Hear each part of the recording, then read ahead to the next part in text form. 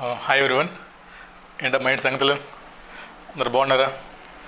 CMA final students result వచ్చిన తర్వాత చాలామంది పాపం డల్ అయిపోయారు, వెతుక్కుంటున్నారు ఏం చేయాలి, ఎక్కడ తప్పు జరిగింది, మా వెతుక్కునే పనిలో ఉన్నారు పాపం మీరు.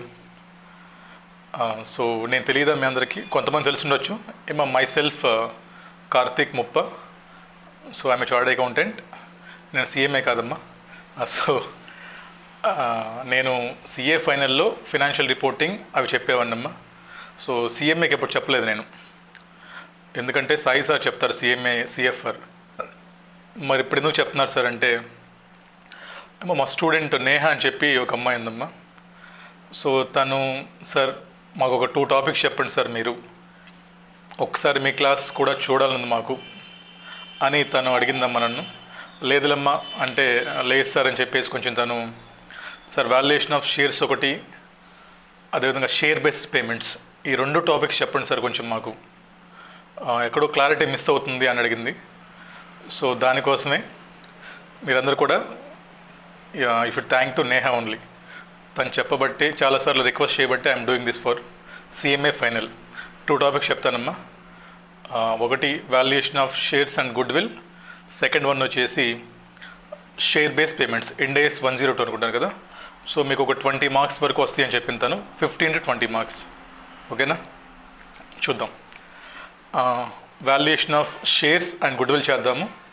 సో తను నాకు మీ ఐసీఎంఏ స్టడీ మెటీరియల్ క్వశ్చన్ పంపించింది, దాంతోపాటు స్కానర్ క్వశ్చన్స్ కొన్ని పంపించింది, తర్వాత పాస్ట్ ఎగ్జామ్ క్వశ్చన్స్ పంపించింది. అవి మనం డిస్కస్ చేద్దాం. సో అవన్నీ డిస్కస్ చేసే ముందు మీకు మన హ్యాండ్ రిటన్ నోట్స్ ఉంటుందమ్మా ఒకటి. సో వీడియోలో డిస్క్రిప్షన్లో ఇస్తాను నేను, ఒక 6-7 పేజెస్ ఉంటుంది ఇది. అంటే మన తెలుగు ఇంగ్లీష్ కలిపి రాశానమ్మా నేను, చాలా ఈజీగా అర్థం అవడానికి మీకు. సో ఈ నోట్స్ ఫస్ట్ డౌన్లోడ్ చేసుకోండి, తర్వాత ఆ మెటీరియల్స్ మీ దగ్గర ఉంటాయి ఎలాగో. ఈ నోట్స్ డౌన్లోడ్ చేసుకోకపోతే అర్థం కాదు క్లాస్ మీకు. సో డిస్క్రిప్షన్లో లింక్ ఉంటుంది, డౌన్లోడ్ చేసుకొని జిరాక్స్ తీయించేసుకోండి. ఓకేనా? సో ఏం టాపిక్?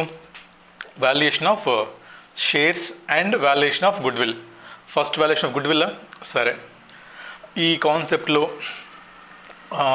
చాలా అంబిగ్యూటీ కనిపించింది నాకు. మీ బుక్లో క్వశ్చన్లు చేస్తున్నప్పుడు సిఏ ఇన్స్టిట్యూట్ బుక్స్లో చాలా తప్పులు ఉంటాయి మామూలుగా అయితే, బట్ మీ బుక్లో ఇంకా తప్పులు ఉన్నాయి. ఏమో కొన్ని ఏమో తప్పులు, కొన్ని ఏమో అజంప్షన్స్. సో అన్ఫార్చునేట్లీ సిఏ ఎగ్జామ్స్లో మీరు ఆ బుక్లో ఉన్న ఆన్సర్సే రాయాలి. అలాగని మీరు బట్టి కొట్టాల్సిన పని లేదమ్మా. ప్రతి దానికి దేర్ మస్ట్ బి లాజిక్. ఇప్పుడు ఐసీఎంఏ ఇన్స్టిట్యూట్ వాడైనా సరే, సిఏ ఇన్స్టిట్యూట్ వాడైనా సరే పిచ్చోడేం కాదు. వాడు అక్కడ ఒక క్వశ్చన్ అలా చేశాడంటే దేర్ మస్ట్ బి సమ్ ఏంటమ్మా హిడెన్ అజంప్షన్, అక్కడ ఏదో ఉంటుంది. అది కానీ మనం తెలుసుకోగలిగామనుకోండి, సో బట్టి కొట్టే పని ఉండదు మనకి. సో మీలో ఎక్కువ మంది కన్ఫ్యూజ్ అయ్యే పాయింట్స్ ఏంటి sir? Preference share capital treatment ఒకటి, తర్వాత డివిడెంట్, అక్రూడ్ డివిడెంట్ అని ప్రిఫరెన్స్ షేర్ క్యాపిటల్ ఒకటి, తర్వాత సార్ క్లోజింగ్ క్యాపిటల్ ఎంప్లాయిడ్ ఎప్పుడు తీసుకోవాలి, యావరేజ్ క్యాపిటల్ ఎంప్లాయిడ్ ఎలా తీసుకోవాలి. ఇలా నేను గమనించిన దాంట్లో కొన్ని పాయింట్స్ ఒక క్వశ్చన్లో ఇలా చేశాడు సార్. ఒక క్వశ్చన్లో ఫర్నిచర్లో 4,000 లెస్ చేశాడు, ఇంకో క్వశ్చన్లో లెస్ చేయలేదు. ఒక క్వశ్చన్లో ప్రిఫరెన్స్ డివిడెంట్ లెస్ చేశాడు, ఇంకో క్వశ్చన్లో లెస్ చేయలేదు ఏంటి. ఒక క్వశ్చన్లో ప్రిఫరెన్స్ షేర్స్ లెస్ చేశాడు గుడ్ విల్ అప్పుడు క్యాపిటల్ ఎంప్లాయిడ్లో, ఇంకో క్వశ్చన్ లెస్ చేయట్లేదు ఏంటి. అసలు మేమేం చేయాలి? సిఎంఏ మానేసేయాలా, లేదా క్వశ్చన్స్ నెంబర్లు క్వశ్చన్ పేర్లు బట్టి కొట్టాలా? అంత అవసరం లేదమ్మా. సో చాలా సింపుల్ టాపిక్, ట్రై చేద్దాం. Trying to learn with concept and fun. ఓకేనా? స్టార్ట్ చేద్దాం. సో ఫస్ట్ మనం వాల్యుయేషన్ ఆఫ్ గుడ్ విల్ చేద్దాం. So valuation of goodwill చేసిన తర్వాత then will go for valuation of shares. దాని తర్వాత మామూలుగా అయితే వాల్యుయేషన్ ఆఫ్ బిజినెస్ ఉంటుంది, వాల్యుయేషన్ ఆఫ్ బ్రాండ్ ఉంటుంది. మరి మీ సిలబస్లో లేదనుకుంటాను. మీ సిలబస్లో only valuation of goodwill, valuation of shares. So మనం first valuation of goodwill start చేద్దాం. ఏమో గుడ్ విల్ అనగానే వెంటనే బుక్లు ఓపెన్ చేసేసి goodwill 4 methods are there, annuity method, ఆ మెథడ్, ఈ మెథడ్, ఇది కాదు. కొంచెం ఆగండి. మనం చదివేంటి ప్రాక్టికల్గా తెలియాలి మనకి. ఒక సిఏ సిఎంఏ అంటే మన నుంచి సొసైటీ చాలా ఎక్స్పెక్ట్ చేస్తుంది. సో మనం చదువుకునే ప్రతి కాన్సెప్ట్ కూడా ఎక్కడో చోట మార్కెట్లో జరిగేది మనం చదువుకుంటున్నాం. సో మనం కానీ ఆ మార్కెట్లో జరిగే విషయాల్ని మన చదువుతో ఎప్పుడైతే లింక్ చేసుకోగలుగుతామో then it will be very fun. అసలు మీకు ఎక్కడ స్ట్రెస్ ఫీల్ ఉండదు. ఇంతేనా, ఇంత బాగుంది అనుకుంటారు. సో గుడ్ విల్ చెప్పండి అమ్మా, ఏంటి గుడ్ విల్ అంటే? చాలా ఫ్రాంక్లీ మాట్లాడుకుందాం, అంటే చాలా జనరల్గా. ఇప్పుడు మీరు నేను సిఏ కాదు, మనమేంటి బయట అరుగు మీద కూర్చొని మా పల్లెటూరులో లింగిలు కట్టుకొని సాయంత్రం పూట ఉల్లేస్తారు కదా బాతా, కానీ ఆ బ్యాచ్ మనం ఏమో అనుకుందాం. ఫర్ ఎగ్జాంపుల్ ఒక మార్కెట్ ఉందమ్మా, ఒక మార్కెట్ ఉంది. ఆ మార్కెట్లో ఏమో బీసెంట్ రోడ్ విజయవాడలో బాగా ఫేమస్. బీసెంట్ రోడ్లో చాలా షాప్స్ ఉంటాయి, బీసెంట్ రోడ్లో చాలా హోటల్స్ ఉంటాయి, అవునా? ఇప్పుడు బీసెంట్ రోడ్లో చాలా హోటల్స్ ఉంటాయి. బీసెంట్ రోడ్ ఎంట్రన్స్లో అక్కడ ఒక టిఫిన్స్ కొట్టు ఉంటుందమ్మా. ఏంటిది? సత్యసాయి టిఫిన్ స్టాల్ ఉంటుంది ఒకటి అక్కడ, అవునా? సో సత్యసాయి టిఫిన్ స్టాల్ ఏమవుతారు? టిఫిన్, ఇడ్లీ, దోశ. కొంచెం ముందుకు వెళ్ళామనుకోండి అక్కడ ఇంకో షాప్ ఉంటుంది, ఇంకొంచెం ముందుకు వెళ్తే అక్కడ ఇంకో షాప్ ఉంటుంది. అలాగే అంటే ఏంటి, అదే బజార్లో ఇంకో తీసుకుంటే మా బట్టల షాపులు ఉన్నాయి అక్కడ, అవునా? బట్టల షాపులు ఉన్నాయి చాలా. సో సేమ్ వస్తువులు అమ్మే షాప్స్ సేమ్ లొకేషన్లో చాలా ఉంటాయి. బట్ సత్యసాయి దగ్గర చూడండి, క్యూలో ఉంటారు ఇడ్లీ కోసం, టోకెన్స్ కోసం క్యూలో ఉంటారమ్మా. ఇంకో షాప్లో చూస్తే వాడు ఈగలు తోలుకుంటాడు, కస్టమర్స్ కొంటారు ఓ 10 మంది సాయంత్రానికి. ఎందుకు? ఏం డిఫరెన్సు? సత్యసాయి వాడు ఇడ్లీలో ఉన్న వెండి బిల్లు పెడుతున్నాడా, లేదా చట్నీ ఏమన్నా బంగారత చేస్తున్నాడు? ఎందుకు సత్యసాయి టిఫిన్ స్టాల్ దగ్గర అంతమంది జనాలు ఎందుకు వెయిట్ చేస్తారు? మాకు ఇడ్లీ, మాకు దోశ ఉండని. అదే సేమ్ పక్క సందులోనే పక్కనే ఒక షాప్ ఉందమ్మా, ఏదో పేరు పెట్టేశాడు, అక్కడ ఎవడు లేడు, ఎప్పుడో గంట కూడా వస్తున్నాడు. Why this Satya Sai hotel has that much of reputation? ఎందుకు? Because of goodwill. ఎలా వస్తుంది goodwill? Over the night రాదు గుడ్ విల్. ఎలా వస్తుంది? వాడు ఎప్పుడో షాప్ పెట్టింటాడు, షాప్ పెట్టి మంచి క్వాలిటీ ప్రొవైడ్ చేసి, వెళ్ళిన కస్టమర్స్కి సర్వీస్ బాగా చేసి, నీట్నెస్ మెయింటైన్ చేసి, ఇలా చాలా పనులు చేయటం వల్ల వాడికి ఓవర్ ద పీరియడ్ వాడికి ఒక మంచి పేరు వచ్చింది. మీరు చెప్తారు, విజయవాడ వెళ్తే చెప్తారమ్మా, ఫర్ ఎగ్జాంపుల్ విజయవాడ వెళ్తే అక్కడ టిఫిన్ తీయండి, కాకినాడ వెళ్తే సుబ్బయ్య గారి హోటల్లో భోజనం చేయండి, రాజమండ్రి వెళ్తే ఇక్కడ తినండి, ఒంగోలు వెళ్తే ఇక్కడ తినండి, వైజాగ్లో తినండి, హైదరాబాద్లో అక్కడికి వెళ్ళి బిర్యానీ తినండి. ఎందుకు చెప్తున్నారు వాళ్ళ పేరు మీరు? ఎందుకు చెప్తున్నారు పేరు మీరు అమ్మా? ఎందుకు? బికాజ్ అక్కడ చాలా బాగుంటుంది. ఏంటది? వాడి గుడ్ విల్, వాడి రెప్యుటేషన్. సో బట్ ఈ రోజుల్లో ఇదంతా ఎవరు? పల్లెటూరులో లుంగీలు కట్టుకొని మాట్లాడుకునే బ్యాచ్, ఓకేనా? వాళ్ళు ఏమనుకుంటారు, అరే వీడి దగ్గర బాగా అమ్ముడుపోతాయి, వీడి దగ్గర తక్కువ అమ్ముడుపోతాయి, ఎందుకని? వీడి వాళ్ళ క్వాలిటీ ఉంటుందిరా, వీడు చాలా బాగా చెప్తాడురా. ఏంటది? Good will. బట్ మనం ఏంటమ్మా, ఏం మాట్లాడుకున్నా డబ్బులు, పైసా, ఏం చదువుకున్నా డబుల్ టర్మ్స్ చదవాలి మనం. వాళ్ళంటే లేమ్యాన్ కాబట్టి వాళ్ళు గుడ్ విల్ ఉంది వీడికి లేదని చెప్పారు. మనం ఏం చేయాలి? ఇప్పుడు మాటలు చెప్పకూడదు, మనం ఏదైనా సరే మనం డబ్బుల్లో చెప్పాలి. ఓహో ఎంత గుడ్ విల్ వీడికి ఎంత గుడ్ విల్ అని చెప్పాలమ్మా, ఓకేనా? ఫర్ ఎగ్జాంపుల్ చూడండి, ఇందాకేం చెప్పాం మనం, నోటితో చెప్పాం మాటలు. ఇప్పుడు ఏంటి? డబ్బులు రూపాయలు చెప్దాం. ఎలా వస్తుంది డబ్బులు అంటే? ప్రాఫిటే కదా. గుడ్డులు అంటే ఏంటి? ఎక్కువ ప్రాఫిట్ వస్తే నీకు ఎక్కువ గుడ్లు ఉన్నట్టు, అంతేనా? మంచోడు గుడ్లు ఉంటుంది. మంచితనం అంటే ఒకప్పుడు గుడ్ విల్, ఇప్పుడు మంచితనం అనేది ఫిట్టిషియస్ ఎసెట్ అది, ఓకేనా? మంచితనం once upon a time good will, but ఇప్పుడు మంచితనం ఈజ్ ఫిట్టిషియస్ ఎసెట్. ఎందుకు పనికిరాదు? డబ్బులు ఉంటేనే మనిషికి విలువ. సో కాబట్టి గుడ్డులు అంటే ఏంటి? మంచితనం కాదు. Good will means earning capability, డబ్బులు సంపాదించే క్యాపబిలిటీ ఉంటే దాన్ని గుడ్ విల్ అంటాం. చూద్దాం ఊరిని సరదాగా. ఒక మార్కెట్లో మీకు ఎగ్జాంపుల్ ఇచ్చానమ్మా నేను. సో దెర్ ఆర్ 4 షాప్స్ ఉన్నాయి మనకి, అవునా సార్? 4 షాప్స్ ఉంటే మీరు చెప్పండి, అన్ని షాప్స్ ఒకేలాగా ప్రాఫిట్ సంపాదిస్తాయా? నో. వీడు బాగా స్టార్టింగ్ సీనియర్ షాప్ వీడు. సో తర్వాత ఇంకో షాప్ ఉండొచ్చు పక్కన, తర్వాత ఇంకో షాప్ ఉండొచ్చు. ఈడవుడు నిన్నే షాప్ ఓపెన్ చేశాడు, కొత్తోడు.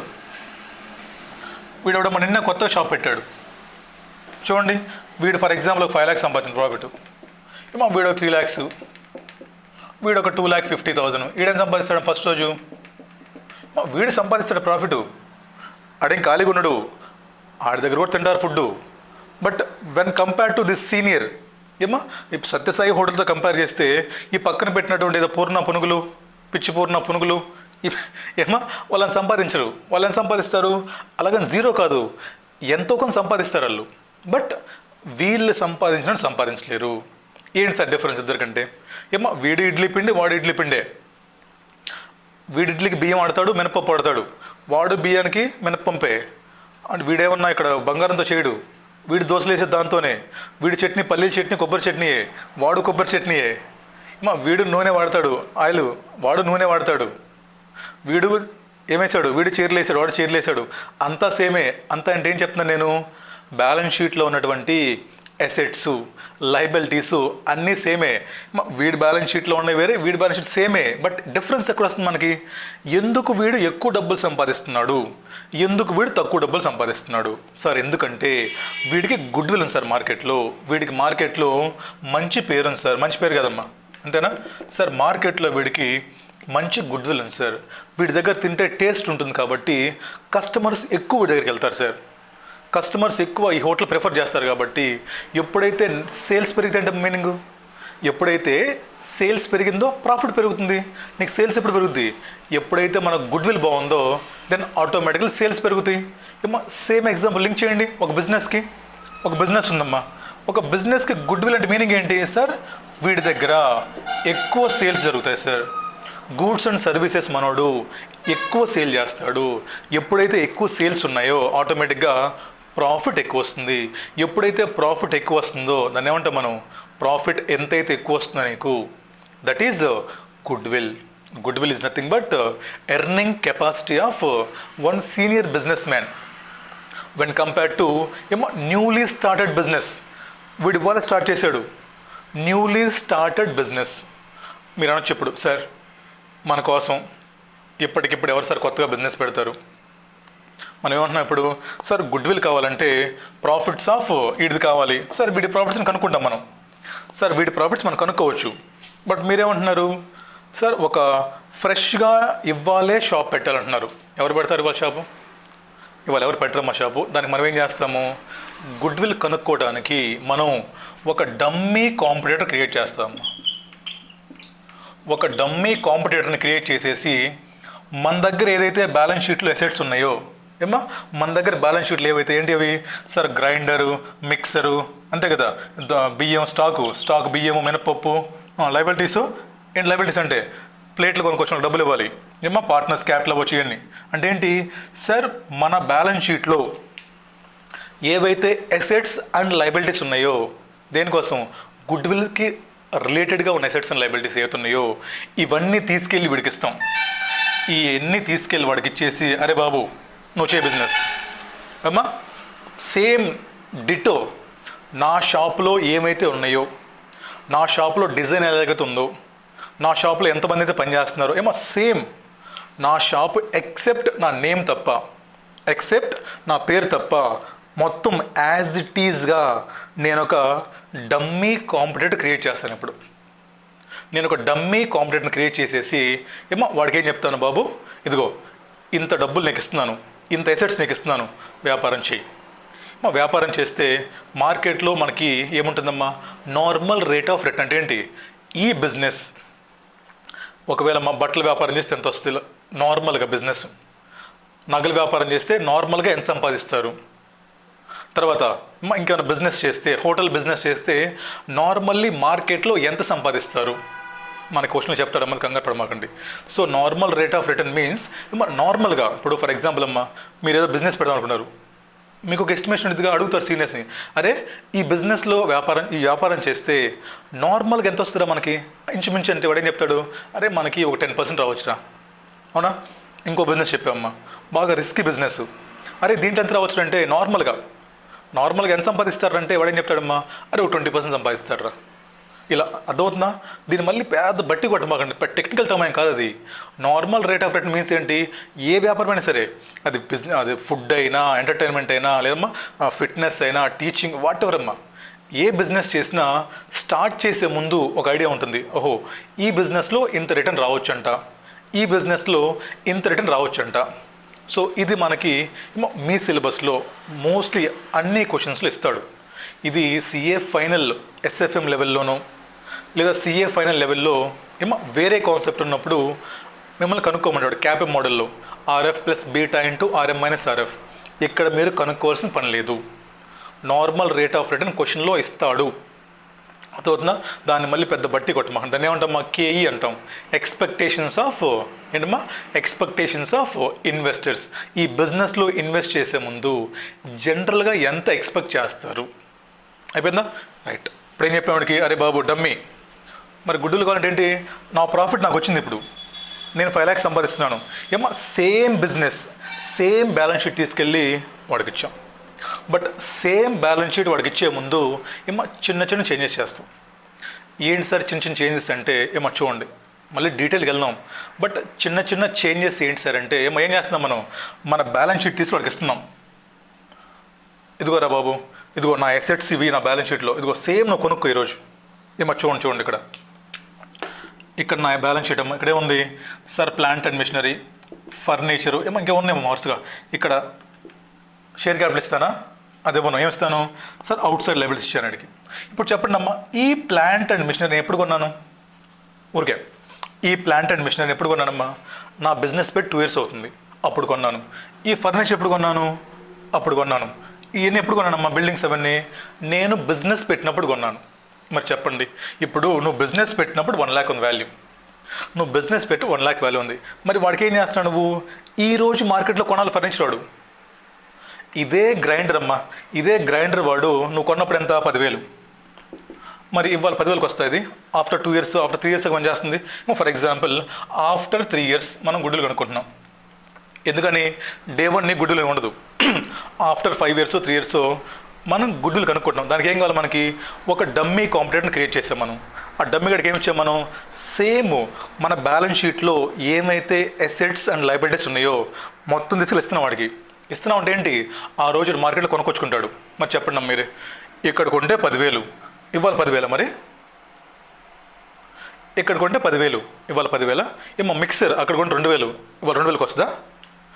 ఆ బిల్డింగ్ కట్టాలి, ఇప్పుడు హోటల్ కట్టాలా, నేను హోటల్ కట్టినప్పుడు ఎంత అయింది, 1 lakh అయింది. ఇవాళ సిమెంట్ రేట్ ఎంత పెరిగింది, ఇసుక ఎంత పెరిగింది, మా సిమెంటు రేకులు ఎంత పెరిగాయి, ఐరన్ ఎంత పెరిగింది, సేమ్ రేట్కి వస్తుందా? మరి ఏం చేయాలి సార్, బ్యాలెన్స్ షీట్లో నా బ్యాలెన్స్ షీట్లో ఉన్న అసెట్స్ అండ్ లయబిలిటీస్ని ప్రజెంట్ సార్ ఈరోజు కొంటే మార్కెట్లో ఎంత ఉంటుందో, ఈరోజు మార్కెట్లో కొంటే ఎంత ఉంటుందో ఏంటవి సార్, ఫెయిర్ వాల్యూ లేదా market value on date of calculation of goodwill తీసుకోవాలి సార్ మనం. అందుకే మీరు క్వశ్చన్స్ చేస్తున్నప్పుడు ఏం చేస్తారమ్మా, కింద ఇస్తాడు furniture is increasing by 5%, assets are increasing. ఎందుకు తీసుకుంటున్నాం అర్థమవుతుందా? అక్కడ కొన్నప్పుడు గ్రైండర్ 10,000, ఇవాళ మనకు 10,000 రాదు కదా గ్రైండరు.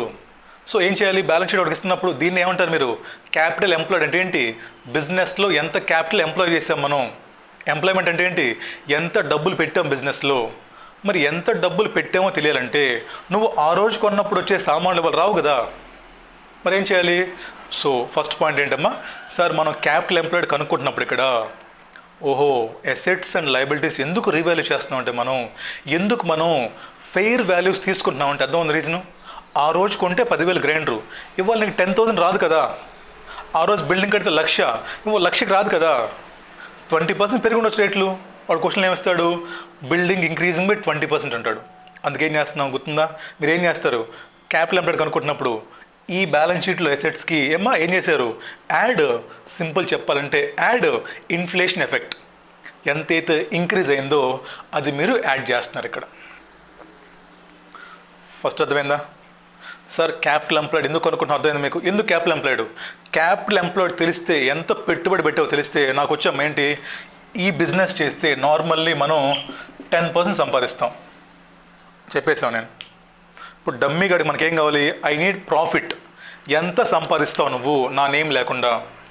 అమ్మ సూర్యవంశ సినిమా వచ్చారా, వెంకటేషు బయటకు వెళ్ళిపో, నీ కాలు మీద నిలబడు, ఏమ్మా నా పేరు ఎక్కడ వాడకు, నేను మీ తండ్రిని చెప్పుకో, మాకు చెప్పుకోకపోతే నువ్వు ఎంత సంపాదిస్తావు అర్థం. సో ఇప్పుడు ఏంటి, 10% ఈ బిజినెస్లో సంపాదించవచ్చు. ఏం 10% అంటే దేని మీద 10%, పెట్టుబడి మీద. ఎంత పెట్టుబడి పెడితే అంత డబ్బులు. పెట్టుబడి అంటే ఏంటి, క్యాపిటల్ ఎంప్లాయిడ్ అంటే ఏంటి, అసెట్స్ మైనస్ లయబిలిటీస్, అంతే కదా. లేదా షేర్ క్యాపిటల్ ప్లస్ రిజర్వ్స్. ఎంతైతే డబ్బులు ఇన్వెస్ట్ చేసాము, దట్ ఈజ్ క్యాపిటల్ ఎంప్లాయిడ్. మరి క్యాపిటల్ ఎంప్లాయిడ్ కనుక్కుంటున్నప్పుడు మనకేం కావాలి? ఫస్ట్ అసెట్స్ కావాలి. మరి అసెట్స్ నువ్వు తీసుకుంటున్నప్పుడు ఎక్కడో నీ బ్యాలెన్స్ షీట్లో ఉన్న అసెట్స్ ఈరోజు ఎలా తీసుకుంటాం? మార్కెట్లో ప్రైసెస్ మొత్తం పెరిగిపోయినాయి కదా. ఇదే హోటల్ ఇవాళ పెట్టాలంటే ఆ రేట్లకు రావు కదా. So point number 1 to remember, capital employed కనుక్కుంటున్నప్పుడు గుడ్ విల్ కోసం, ఎందుకది? డమ్మీ కాంపిటీటర్ యొక్క ప్రాఫిట్ నాకు కావాలి.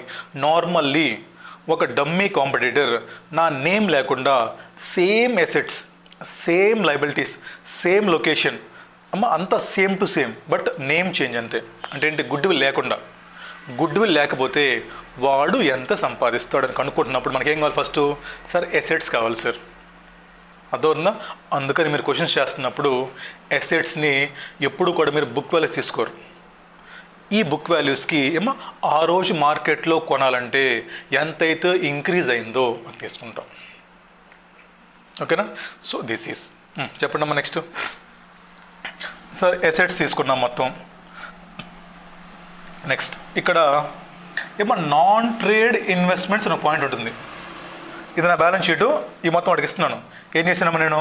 సార్ గ్రైండర్ ట్రాన్స్ఫర్ చేశాను. ఊరికే మా అసెట్స్ గుర్తుంటే పేరుకంతే. మా హోటల్ ఏం లేదు అలా అనుకున్నారు. మళ్ళీ ఊరినే జనరల్గా మాట్లాడుకుందాం కాసేపు. గ్రైండర్కి చేశాను. ఎలాగ రేటు? ఇక్కడ 10,000 రేటు. వాళ్ళ ఎంత మార్కెట్లో? సార్ 15,000 మార్కెట్లో వాళ్ళ రేటు గ్రైండర్ కొనాలంటే. సార్ మిక్సర్ ఇక్కడ ఎంత? 5,000. ఎప్పుడెంత? సార్ మిక్సర్ ఇచ్చేద్దాం వాడికి సేమ్. సార్ మిక్సర్ తీసుకెళ్ళిపోతున్నావు, ఎంత అయింది ఇక్కడ? 10,000 అయింది మిక్సర్. ఇంకేంటివి? నేను కొందాం సామాన్లు, బిల్డింగ్ సామాన్లు, బిల్డింగ్ అక్కడ 1 lakh, ఇక్కడ ఎంత? 1,50,000. ఏం చేస్తాం మనం? సేమ్ టు సేమ్ ఇస్తున్నాం వాడికి. నా బ్యాలెన్స్ షీట్లో ఉన్నటువంటి మొత్తం ఫిక్స్డ్ అసెట్స్, కరెంట్ అసెట్స్ మొత్తం, బట్ ఏ రేట్లకి? ఆ రోజున రేట్లకి ఇచ్చాం. వెళ్తూ వస్తున్నామ్మా. ఇక్కడ వస్తూ ఉంటే ఇక్కడ నాకేదో నాన్ ట్రేడ్ ఇన్వెస్ట్మెంట్స్ కనిపిస్తుందమ్మా. ఏంటి నాన్ ట్రేడ్ అంటే? నీ వ్యాపారం ఏంటి?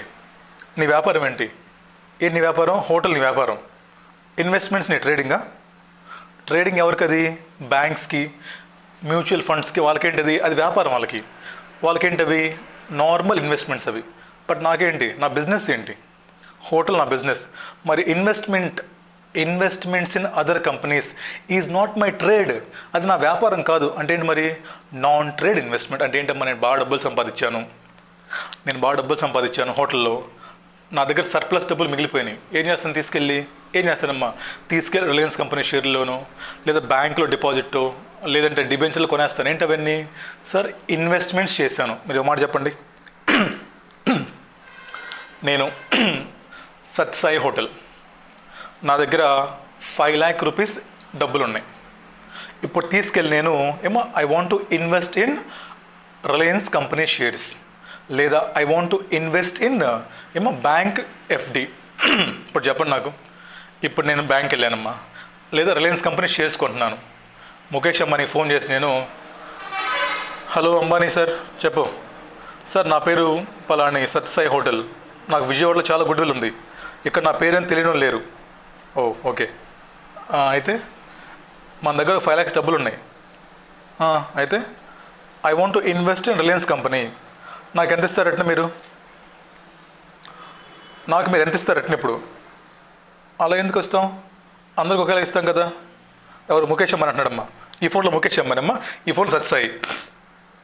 చూడండి, ఇప్పుడు ఫోన్ చేశాడు. ఇప్పుడు ముఖేష్ అంబానీ. హలో అంబానీ సార్, నా పేరు ఇది sir.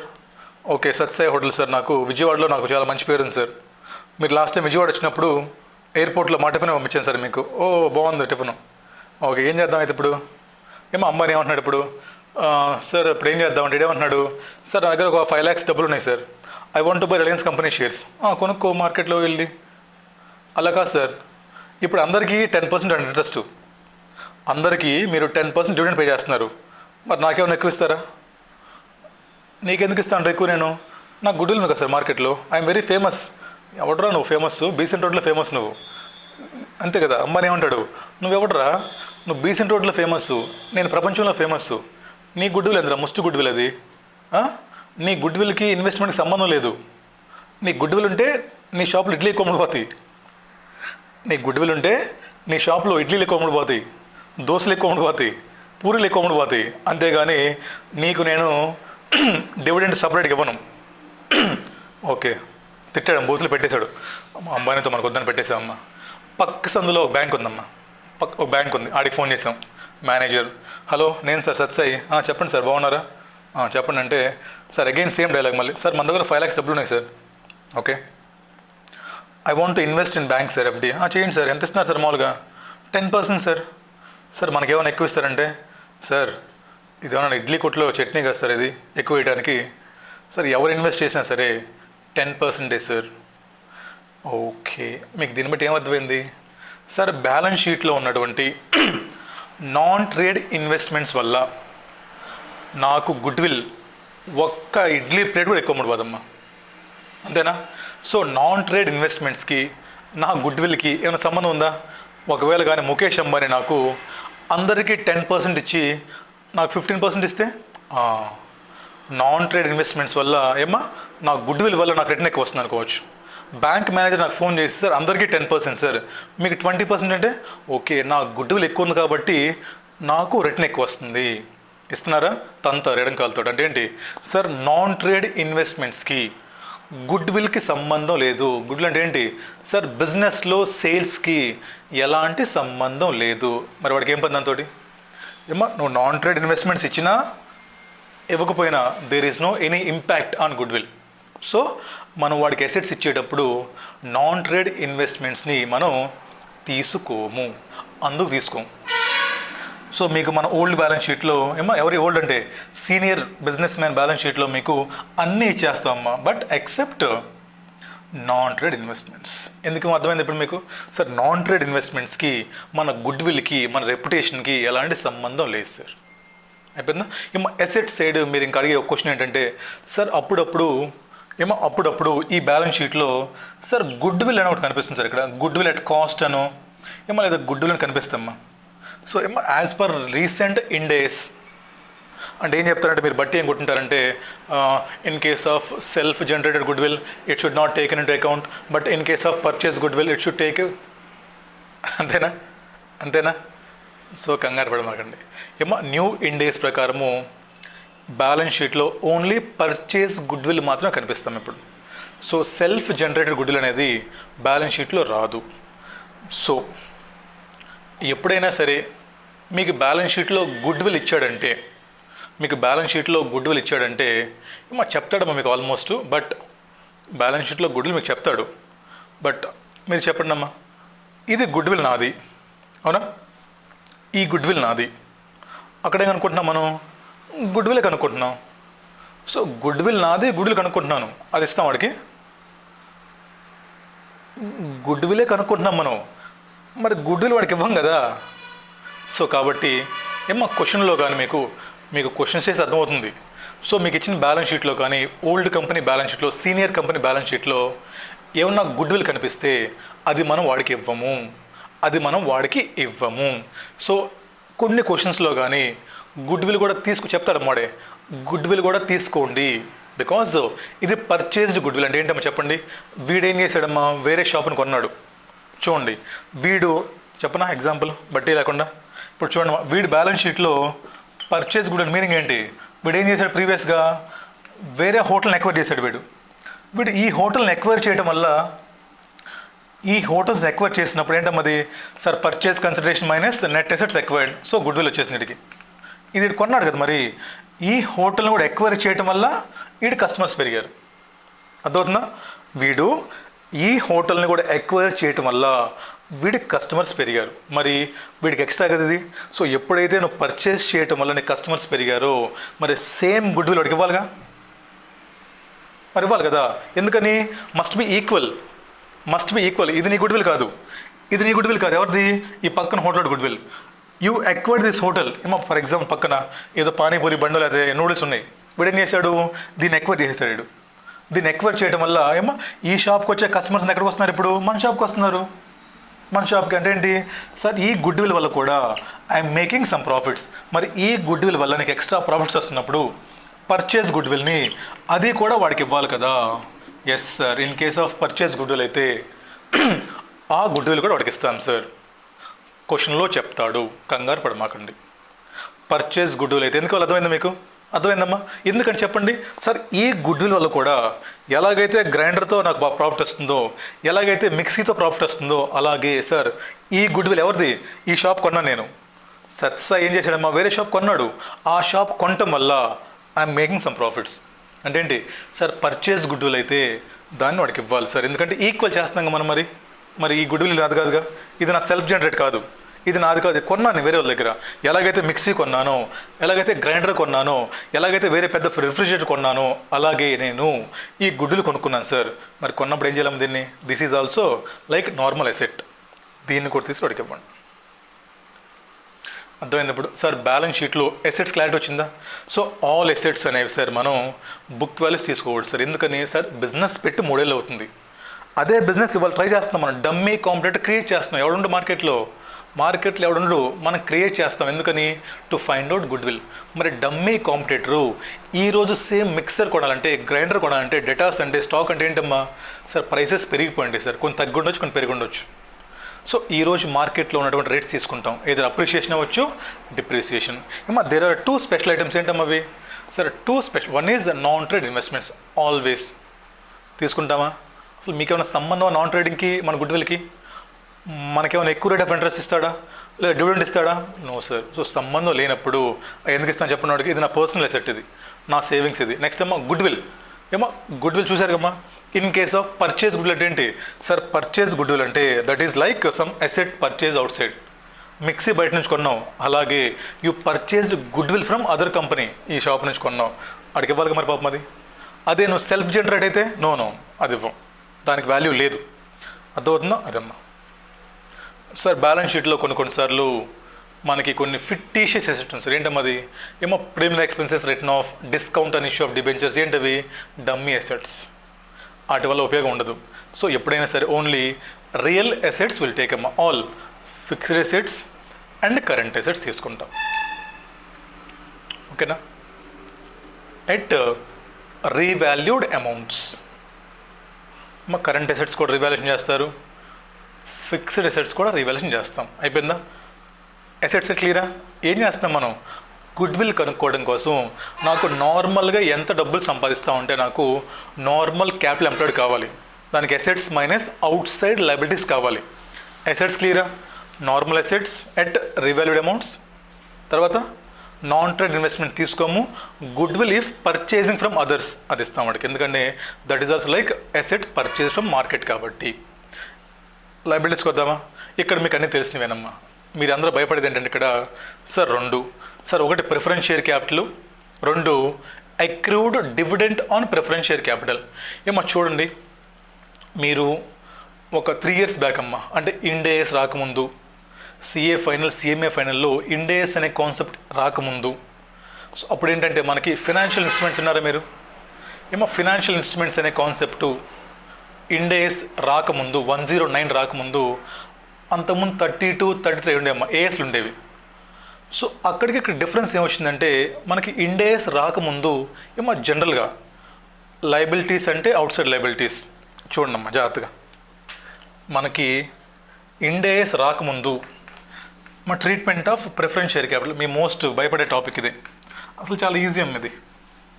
You must have clarity. ఏం చేస్తామమ్మా? బ్యాలెన్స్ షీట్లో అసెట్స్ సైడ్ అయిపోయినాయి. ఇప్పుడేమన్నా ఏం చేసాం మనం? సార్ మన బ్యాలెన్స్ షీట్లో ఉన్నటువంటి ఇది బ్యాలెన్స్ షీటా సార్? ప్లాంట్ అండ్ మెషిన్ ఇచ్చామా? నెక్స్ట్ ఫర్నిచర్ ఇచ్చామా? స్టాక్ ఇచ్చామా? డెటార్స్ ఇచ్చామా? బిల్డింగ్ ఇచ్చామా? నాన్ ట్రేడ్ ఇస్తామా? గుడ్ విల్ ఇస్తామా? నో. బట్ పర్చేజ్ అయితే ఇస్తాం. ఓకేనా? నిజంగా చేసింది తీసుకెళ్ళిపో. ఈ మధ్యలో ఏమైంది? ఈ మధ్యలో ఏం చేస్తాం? యాడ్ ప్రైస్ ఇంక్రీజ్ లేదా లెస్ ప్రైస్ డిక్రీజ్ చేంజ్ చేసి ఇచ్చేసాం వాడికి. లయబిలిటీ సంగతి మా అవుట్ సైడ్ లయబిలిటీస్ కావాలి మనకి. ఏమో debentures, creditors, bank overdraft, provision for taxation, outside liabilities అన్నీ తీసేస్తాం ఇక్కడ. బట్ ఇప్పుడు మీ క్వశ్చన్ ఏంటంటే సార్ ప్రిఫరెన్స్ షేర్ క్యాపిటల్ని ఎందుకు సార్ కొన్ని క్వశ్చన్స్లో తీసేస్తున్నాడు, కొన్ని క్వశ్చన్స్లోనేమో తీసేయట్లేదు? మా చెప్తున్నాను చూడండి. ఇండేస్ 109 ఫినాన్షియల్ ఇన్స్ట్రుమెంట్స్ కాన్సెప్ట్ రాకముందు ప్రిఫరెన్స్ షేర్ క్యాపిటల్ అంటే that is equity only, that is owners fund only. ఏమా? That is equity only. మనం ఏం చేస్తున్నాము క్యాపిటల్ ఎంప్లాయిడ్ అంటే sir assets minus outside liabilities. అర్థమవుతుందా? Capital employed means assets minus outside liabilities. So అలాంటప్పుడు మేము చదువుకున్నప్పుడు అలాంటప్పుడు ఏంటంటే sir preference share capital always equity, so ఇక్కడ మనం లెస్ చెయ్యం. బట్ ఎప్పుడైతే మనకి ఇండేస్ వచ్చిందో కంప్లీట్లీ చేంజ్డ్ అనమాట. సో కనిపించేదంతా కూడా ఈక్విటీ కాదు, దీంట్లో కొంత పోర్షన్ లయబిలిటీ కూడా ఉంది. అంటే సిఏ ఫైనల్ లెవెల్లో మీకు అంత లేవనుకుంటారమ్మా క్వశ్చన్స్ రిగార్డింగ్ ఫైనాన్షియల్ ఇన్స్ట్రుమెంట్స్లో. బట్ సిఏ ఫైనల్లో 15 మార్క్స్ వస్తాయి అమ్మా క్వశ్చన్స్. అక్కడ మేము ఏం చేస్తాం చెప్పనా, ప్రిఫరెన్స్ షేర్ క్యాపిటల్లో విడగొట్టేస్తాం. మేము అక్కడ ఏం చేస్తామంటే ప్రిఫరెన్స్ షేర్ క్యాపిటల్ని విడగొట్టేస్తాం. ఏమని, ఈక్విటీ కాంపోనెంట్ ఎంత, లయబిలిటీ కాంపోనెంట్ ఎంత. కొత్తగా ఉందా? ఇదే ఇప్పుడు లేటెస్ట్ ఫెయిర్ వాల్యూ అది. సో కాబట్టి ఇప్పుడు రీసెంట్గా మీకు వచ్చే క్వశ్చన్స్ అన్నింటిలో కూడా ఆల్మోస్ట్ అన్ని క్వశ్చన్స్లో కూడా ఫినాన్షియల్ ప్రిఫరెన్స్ షేర్ క్యాపిటల్ని they are treating as financial liability sir. So ఎప్పుడైతే ఫినాన్షియల్ లయబిలిటీ అన్నామో అంటే ఏంటి, ఇప్పుడు బ్యాలెన్స్ షీట్ చెప్పండి నాకు సార్. ఈక్విటీ అండ్ రిజర్వ్స్, తర్వాత సార్ నాన్ కరెంట్ లయబిలిటీస్. ఇక్కడేమొస్తాం మీకు ఫినాన్షియల్ లయబిలిటీ. అంటే ఏమైంది, కిందకు వచ్చేసింది. ఇప్పుడు ఈ పైనుంచి ఏమైందమ్మది, కిందకు వచ్చేసింది. సో ఎప్పుడైతే పైనుంచి కిందకు వచ్చేసిందో ఏం చేస్తున్నప్పుడు మనం క్యాపిటల్ ఎంప్లాయిడ్లో treat it as outside liability, అందుకు మనం లెస్ చేస్తున్నాం. సో కంగారు పడకండి, మీ స్కానర్స్లో ఎక్కడన్నా సరే మీరు 2017, 18 up to 2019 I think so, Ind AS అనేది మనకు రాకముందు వరకు కూడా ప్రిఫరెన్స్ షేర్ క్యాపిటల్ని వాడు లెస్ చేయడు. ఎందుకని, అప్పుడున్నటువంటి ఎగ్జామ్ ప్యాటర్న్లో they are following accounting standards, not Ind AS. So but లేటెస్ట్గా మీకు వచ్చిన క్వశ్చన్స్ అన్నింటిలో కూడా ఫినాన్షియల్ లయబిలిటీగా ట్రీట్ చేస్తారు. సో కంగారు పడమాకండి, అన్ని క్వశ్చన్స్లో almost they treat it as financial liability only. ఎందుకంటే యాజ్ పర్ ఇండేస్ అది ఫినాన్షియల్ లయబిలిటీ కాబట్టి. మీకు ఒక చిన్న హింట్ ఏంటంటే in case of redeemable preference shares, అది ఇండేస్ 109 ప్రకారము that is completely financial liability. మీకు కానీ క్వశ్చన్లో కానీ రెడీమబుల్ ప్రిఫరెన్స్ షేర్స్ అని ఇస్తే sir that is completely financial liability as per Ind AS 109. మీకు ఎప్పుడైనా సరే డౌట్ ఎక్కడ వస్తుంది sir, normal preference share capitals ఏం చేయాలి సార్ మేము, మీకు క్వశ్చన్స్లో చెప్తారమ్మా. నెక్స్ట్ అటెంప్ట్ నుంచి కంగారు పడమాకండి, వాళ్ళు కూడా చెప్తారు మీకు preference share capital is treated as financial liability. అంటే ఏంటి, ఇక్కడమ్మా పైకి రాదప్పుడు కింద ఉంటుంది అప్పుడు లయబిలిటీ సైడ్. సో సింపుల్గా అవుట్ సైడ్ లయబిలిటీ. సో రేపు ఎగ్జామ్లో కూడా మీరు నా సజెషన్ ఏంటంటే always treat it as financial liability and less చేయండి. ఎందుకంటే as per Ind AS now preference share capital become liability only, not at all equity part. So కాబట్టి మనం క్యాపిటల్ ఎంప్లాయిడ్ కనుక్కునేటప్పుడు ఎవరికి, గుడ్ విల్లో కూడా మనం క్యాపిటల్ ఎంప్లాయిడ్ కనుక్కుంటున్నప్పుడు always deduct preference share capital unless క్వశ్చన్లో స్పెసిఫిక్గా చెప్పకపోతే. మీకు క్వశ్చన్స్లో 2 టైప్స్ ఉంటాయి మొత్తం, balance sheet equity and reserves ఉంటాయా. ఇక్కడ మీకు ఈక్విటీ క్యాపిటల్ ఇస్తాడు, కింద ప్రిఫరెన్స్ ఇస్తాడు. ప్రిఫరెన్స్లో 2 టైప్స్ ఉంటాయి. ఏంటి, ఇక్కడ నార్మల్ లేదా రెడీమబుల్ ప్రిఫరెన్స్ షేర్స్. సో మీకు రెడీమబుల్ ప్రిఫరెన్స్ షేర్స్ అని ఈక్విటీ కాంపోనెంట్లో కనిపించినా కింద కనిపించినా always treat as financial liability. If మీ క్వశ్చన్లో కానీ రెడీమబుల్, ఎందుకంటేనమ్మా యాజ్ పర్ ఇండేస్ 109 అక్కడ మనం కనుక్కుంటాము ప్రాసెస్ మొత్తం, అది మీకు అవసరం లేదు. బట్ రిడెంప్షన్ కనుక జరుగుతుంటే దట్ ఈస్ ఫినాన్షియల్ లయబిలిటీ. ఓకేనా, రైట్ సార్. అలా కాకుండా సెకండ్ మోడల్ ఏంటమ్మా, వాడే డైరెక్ట్గా ఫినాన్షియల్ లయబిలిటీస్లో తీసుకెళ్ళేసి ప్రిఫరెన్స్ షేర్ ఇస్తాడు. ఇది మీకు చాలా ఈజీ ఇంకా. So simply take it as liability, వాడు చెప్పాడు కాబట్టి. మీకు డౌట్ ఎక్కడ వస్తుంది సార్, ఎప్పుడైతే ఈ పై పార్ట్లో ఇచ్చాడో అదర్ దెన్ రెడీమబుల్ ఇది ఇస్తే క్లియర్, ఎక్కడ ఇచ్చినా okay no problem less. But ఎప్పుడైతే నార్మల్ ప్రిఫరెన్స్ షేర్స్ అని సార్ ఈక్విటీ పార్ట్లో ఇస్తే ఏం చేయాలి మేము, ఆల్వేస్ లెస్ చేయండి from capital employed while computing goodwill. Shares అప్పుడు ఎలా లెస్ చేస్తాం no problem, but goodwill అప్పుడు కూడా లెస్ చేసుకోండి. Because as per latest amendments preference share capital is always treated as financial liability. అలా కాకుండా క్వశ్చన్లో స్పెసిఫిక్గా చెప్తే మళ్ళీ treat preference shares as equity అంటే అప్పుడు లెస్ చేయొద్దు. బట్ చెప్పడు, మీకు నెక్స్ట్ నుంచి క్లియర్గా చెప్తాడు. లేదంటే సింప్లీ రైట్ వన్ అజంప్షన్. ఓకేనా? మీరు క్వశ్చన్ పేపర్ చదివినప్పుడు మీకు ఇస్తాడు స్టార్టింగ్లో, students may take reasonable assumptions. So one of the reasonable assumption is treat preference share capital as financial liability. ఓకేనా? Treat preference share capital as financial liability. So కాబట్టి మీరు వీడికి ఇందాక ఏమి ఇచ్చాము, అసెట్స్ ఇచ్చాము. ఇప్పుడు ఏమిద్దాం, లయబిలిటీ తీసుకెళ్ళిపోండి అమ్మా. డిబెంచర్లు ఇవ్వండి వాడికి, ఇవ్వాలి మొత్తం వాడికి లయబిలిటీస్. డిబెంచర్లు ఇవ్వండి. బ్యాంక్ లోన్ ఇప్పించిన వాడికి. క్రెడిటర్స్ ఉన్నారా, ట్రాన్స్ఫర్ చేసేయండి. బ్యాంక్ లోన్ ఉందా, ఇచ్చేయండి వాడికి. ప్రొవిజన్స్ ఫర్ ట్యాక్సేషన్ ఉందా, ఇచ్చేయండి వాడికి. ప్రొవిజన్ ఫర్ బోనస్ ఉందా, ఇచ్చేయండి వాడికి. అంటే ఏంటి, అసెట్స్ మొత్తం ఇచ్చేసాం with changes except non trade goodwill. ఆగాం అక్కడ. మా స్టార్ మార్క్ వేసుకున్నాం ఇక్కడ. ఒక్క నిమిషం ఆగి ఆలోచించి ముందుకెళ్తున్నాం. ఇక్కడ పక్క డిబెంచర్స్ గురించి మొత్తం ఇచ్చేసాం. ఎప్పుడైతే ప్రిఫరెన్స్ షేర్ క్యాపిటల్ ఆగండి, ఒక్క నిమిషం ఆగి ఆలోచించి అప్పుడు ఇచ్చేయండి. బట్ ఆల్మోస్ట్ ఆల్ క్వశ్చన్స్లో కూడా ఇప్పుడు లేటెస్ట్ క్వశ్చన్స్ చెప్తుంది. మీ స్కానర్లోనమ్మా పాత క్వశ్చన్స్ ఉంటే వాడు సొల్యూషన్ మార్చుతాడు, ప్రింట్ ఇస్తాడు. వాడు ఎవడాడు బయట ఎవడో అమ్ముకునేవాడు, వాడికి ఏం పని చెప్పండి, వాడు కాపీ పేస్ట్ ఇస్తాడు మీకు. సో ఆ క్వశ్చన్స్ చూసి కంగారు పడమాకండి. లేటెస్ట్ క్వశ్చన్స్లో almost preference share capital will be treated as financial liability. Simple. In case of redemption ఉంటే ఆల్వేస్ ఫినాన్షియలే. అదర్స్ ఉన్నా కూడా కన్ఫ్యూజ్ అవ్వకండి. You may take reasonable assumption, that is I'm treating preference share capital as financial liability. So I'm deducting this from capital employed while computing for good will.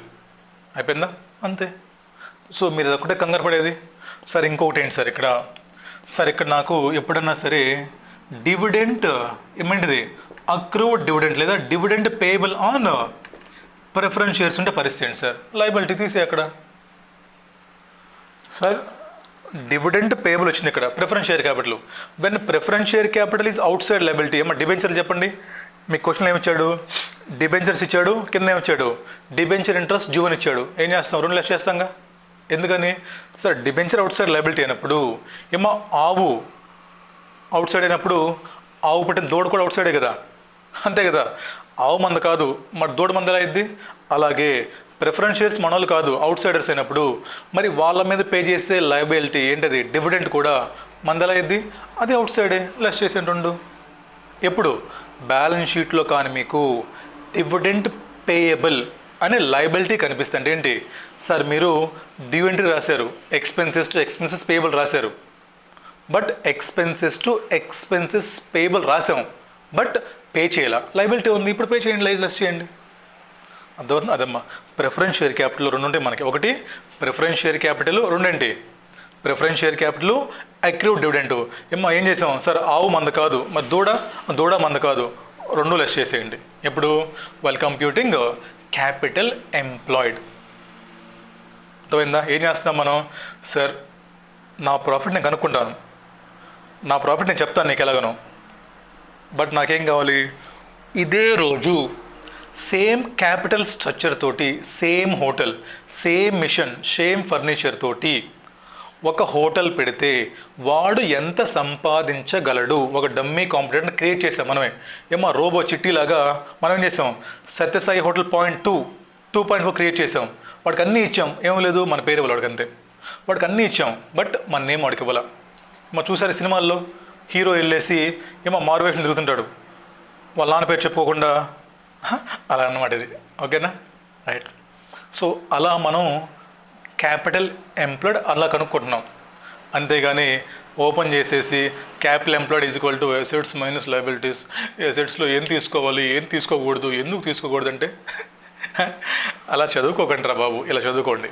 అర్థమైంది? ఇప్పుడు ఇది నా బ్యాలెన్స్ షీటు, ఏం చేస్తున్నాను, మొత్తం వాడికి ట్రాన్స్ఫర్ చేస్తున్నాను నేను. బట్ ట్రాన్స్ఫర్ చేసేటప్పుడు ఏంటమ్మా, మరి ప్రైస్ పెరిగినాయి కదా, సో మధ్యలో ఆపేసి ఏం చేస్తున్నాను, ఫెయిర్ వాల్యూ తోటి స్నానం చేపిస్తున్నాను. ఇదిగో ఇక్కడ మునిగి పైకి వెళ్ళిపో, రేట్ పెరిగింది, మునిగి పైకి వెళ్ళి రేట్ పెరిగింది, మునిగి రేట్ తగ్గింది, తగ్గిపోయిపో. నాన్ ట్రేడ్ వచ్చినాం ఇక్కడ. చూడండి ఊరికి సరదాగమ్మా, ఇక్కడ ఏం పెట్టాం మనం, ఫిల్టర్ పెట్టాం. ఇక్కడ ఏమవుతుంది, ఫిల్టర్లో ప్లాంట్ వెళ్ళిపోతుందమ్మా, ప్లాంట్ టాన్ వెళ్ళి ఏం చేసింది, ఇక్కడ స్నానం చేసేసింది, రేట్ పెరిగింది. ఫర్నిచర్ వెళ్ళామమ్మా, టాన్ మళ్ళీ పెరిగింది రేటు. స్టాక్ వెళ్ళింది, పెరిగింది, డిబెంచర్స్ మా డెటార్స్ తగ్గినాయి.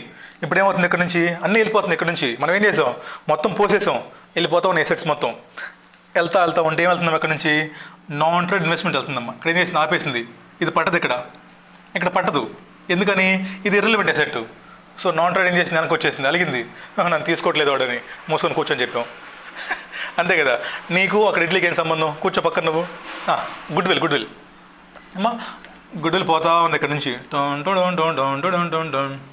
అడిగింది ఏమని, ఇది పర్చేజ్ గుడ్ విల్, నీ సొంత గుడ్ విల్.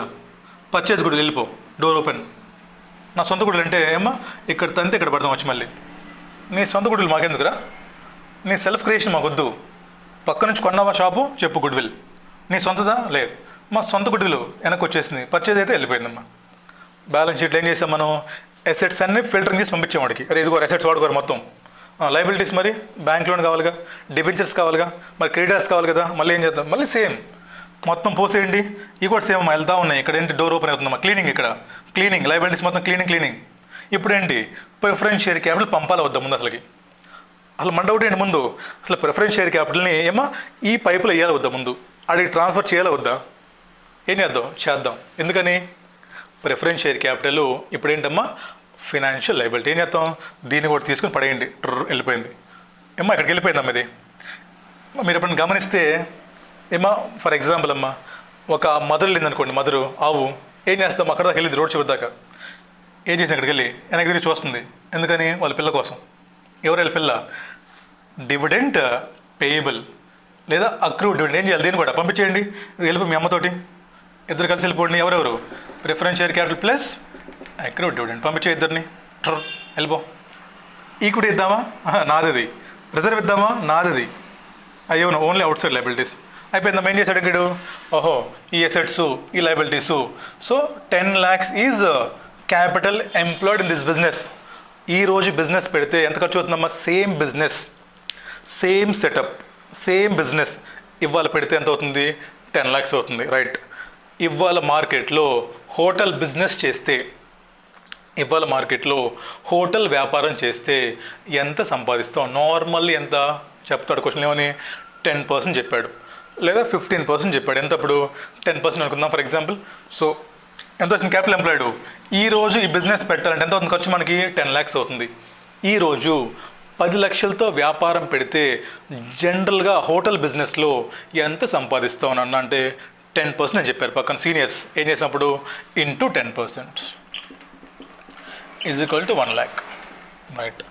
ఇడు వచ్చాడు సాయంత్రం నా దగ్గరికి, వచ్చి ఏం చెప్పాడు, ఏ కార్తిక్ ఇదిగో నేను బిజినెస్ చేశాను, ఇవాళ షాప్ ఓపెన్ చేశాను, ఈ ఇయర్ మొత్తానికి ఎంత సంపాదించాను నేను, 1 lakh. As a dummy competitor without good will, నీ పేరు వాడుకోలేదు నేను, అసలు నీ పేరు ఎక్కడ చూపించలేదు నేను, నీ పేరు లేకుండా కూడా నేను 1 lakh సంపాదించాను అని ఏం చేశాను, నాకు వచ్చి ఛాలెంజ్ చేశాను నన్ను. ఇప్పుడు నేనేం చేయాలమ్మా, మరి కంపేర్ చేసుకోవాలి కదా. వీడు 1 lakh సంపాదించా అంటే నేను వాడికంటే ఎక్కువ సంపాదిస్తే నాకు గుడ్డులు ఉన్నట్టు, లేకపోతే తుస్. మళ్ళీ ఏం చేద్దాం, చెక్ చేద్దామా, ఓకేనా. పార్ట్ నెంబర్ 2 ఏంటమ్మా, నేను ప్రాఫిట్స్ ఎంత సంపాదించగలను. ఫస్ట్ క్వశ్చన్, ఎన్ని డేస్ సంపాదించగలను. ఏమ్మా లైఫ్లో ఏది కూడా లైఫ్ లాంగ్ ఉండదు. మీరు చూస్తుంటారమ్మా, ఏదైనా బిజినెస్ పెడితే ఆ బిజినెస్ ఎప్పటివరకు monopoly, unless there is proper competitor. So first ఏం చేయాలి మనం, ఎంత ప్రాఫిట్స్ నువ్వు సంపాదించగలవు నీ గుడ్ విల్ తోటి, నీ పేరు వాడుకొని ఎన్ని డేస్ నువ్వు డబ్బులు సంపాదించగలవు, అలా ఎన్ని డేస్ సంపాదించుకోగలవు. దాన్ని ఏంటి, దట్ ఈస్ మై ప్రాఫిట్. ఇది వచ్చింది కదా డమ్మీ ప్రాఫిట్. నాకు ఏం పెద్ద దీని పేరు మీ భాషలో నార్మల్ ప్రాఫిట్. ఎలా వచ్చింది, normal capital employed into normal rate of return. ఇప్పుడు ఏం కావాలి నాకు, నా ప్రాఫిట్ నేను నా పేరు వాడుకొని, అవుతుందా, నేను నా పేరు వాడుకొని ఎంత ప్రాఫిట్స్ సంపాదించగలను. ఏముంటుంది దీన్ని, ఫ్యూచర్ మెయింటైనబుల్ ప్రాఫిట్స్. అర్థమవుతుందా. పార్ట్ 2 అయిపోయింది. ఇప్పుడు నార్మల్ క్యాపిటల్ కనుక్కున్నాం, నార్మల్ రేట్ ఆఫ్ రిటర్న్ కనుక్కున్నాం, నార్మల్ ప్రాఫిట్స్ కనుక్కున్నాం. ఇప్పుడు నాకేం కావాలి, sir profits earned by company having good will. ఏముంటుంది దీన్ని, సార్ ఫ్యూచర్ మెయింటైనబుల్ ప్రాఫిట్స్ కనుక్కుందామా. This is important. అది ఇంపార్టెంట్. ఇది ఇంకా చాలా ఈజీ అమ్మా. సో టైం చూద్దాం, ఎందుకంటే వీడియో 1 hour ఆగిపోతున్నాం ఇది. సో ఉందమ్మా 20 minutes టైం ఉంది. సో 20 minutesలో మనం will finish FMP explanation, then will start with questions. ఓకేనా ఇదమ్మా, ఇలా గుర్తుపెట్టుకోండి. నా దగ్గర ఫార్మాట్లు ఏమి ఉండవు. ఓకేనా, బట్టి ఉండదు, ఓన్లీ లాజిక్. రైట్, వెళ్దామా? సరే సార్, ఇప్పుడు నాకేం కావాలి సార్? సత్యసాయి హోటల్ ఎంత ప్రాఫిట్స్ సంపాదించగలదు? క్వశ్చన్ నెంబర్ 1 ఏంటి? ఎంత ప్రాఫిట్ సంపాదించగలదు దాని గుడ్విల్ వాడుకొని.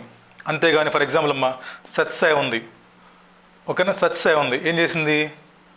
ఫర్నిచర్ ఉంది, పాత సామాన్ ఉంది, అమ్మేసాం. పాత సామాన్ అమ్మేసాం, లాభం వచ్చింది. పాత సామాన్ అమ్మటానికి నా గుడ్విల్కి ఏంటి సంబంధం? ఇప్పుడు పాత సామాన్లు అమ్మేశాను, నాకు 10,000 లాభం వచ్చిందమ్మా. ఒరే బాబు, ఆ సామాన్ నీదైనా ఒకటే రేటు, కేజీ ఎంత సెకండ్ హ్యాండ్ ఇనుము రేటు? 10 రూపాయల రేటు. నీకైనా 10 రూపాయలే, ఆడికైనా 10 రూపాయలే. దానికి గుడ్విల్ సంబంధం లేదు. అంటే నేను చెప్పే పాయింట్ ఏంటంటే, ఇందాక ఎలాగైతే బ్యాలెన్స్ షీట్లో అసెట్స్లో నాన్ ట్రేడ్ ఇన్వెస్ట్మెంట్కి గుడ్విల్తో సంబంధం లేదో, అలాగే నా ప్రాఫిట్స్ సంపాదించేటప్పుడు కూడా నా ప్రాఫిట్ అండ్ లాస్ అకౌంట్లో కొన్ని ఐటమ్స్కి నా గుడ్విల్ సంబంధం ఉండదు. మరి ఏం చేయాలి? నేను తీసేయాలి బయటికి. అర్థమవుతుందా? నా ప్రాఫిట్ అండ్ లాస్ అకౌంట్లో ఆగండి ఒక నిమిషం, అలా ఉంచుతాం బ్యాలెన్స్ షీట్ దాన్ని. రైట్, అది ఉంచిన బ్యాలెన్స్ షీట్. ఇప్పుడు చూడండి, ఇప్పుడు ఆడేవాడిగా నన్ను వచ్చి ఆడి ప్రాఫిట్ ఎంత, నా ప్రాఫిట్ అమ్మా, నా ప్రాఫిట్ ఎక్కడ వస్తుంది నాకు? Where is my profit? My profit is in my profit and loss account. Right, తీసుకో. This is my profit and loss account అమ్మా. ఇటు పక్క ఏం రాస్తాను నేను? సేల్స్ రాశాను, అదర్ ఇన్కమ్ రాశాను, ఇంకేంటి ఏదో రాశాను. ఇటుపక్క సార్ పర్చేజెస్, అబ్నార్మల్ లాసెస్, తర్వాత ఎక్స్ట్రాడినరీ ఉంటాయి కదా, సంథింగ్ అన్నీ రాసుకుని ఏం చేశాను నేను?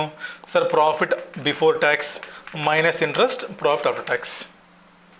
ఓకేనా? ఇప్పుడు ఏమంటున్నాం మనం? వాడు 1 lakh సంపాదిస్తే నన్ను అడిగే క్వశ్చన్ వచ్చి, నువ్వు ప్రాఫిట్ ఎన్ని డేస్ సంపాదించగలవు, ఎన్ని ఇయర్స్ సంపాదించగలవు అంటే, ఈ ప్రాఫిట్స్ చెప్పడానికి దేర్ ఆర్ 2 మెథడ్స్. ఒకటేమో సార్ ప్రొజెక్టెడ్ ప్రాఫిట్స్ మెథడ్, ఇంకోటేమో పాస్ట్ ప్రాఫిట్స్ మెథడ్.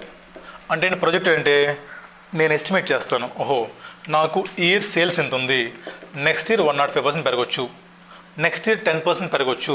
సో ఎప్పుడైతే సేల్స్ పెరిగాయో నా వేరియబుల్ కాస్ట్ ఎంత పెరుగుతుంది, ఇలాగా ఏం చేస్తాను నేను? I estimate the profits. ఎన్నాళ్ళకి? నేను ఎన్ని ఇయర్స్ అయితే ప్రాఫిట్స్ మెయింటైన్ చేయగలను అనుకుంటాను నా గుడ్విల్ తోటి. For example, I'm able to maintain my profit for next 4 years. ఏం చేస్తాను నేను?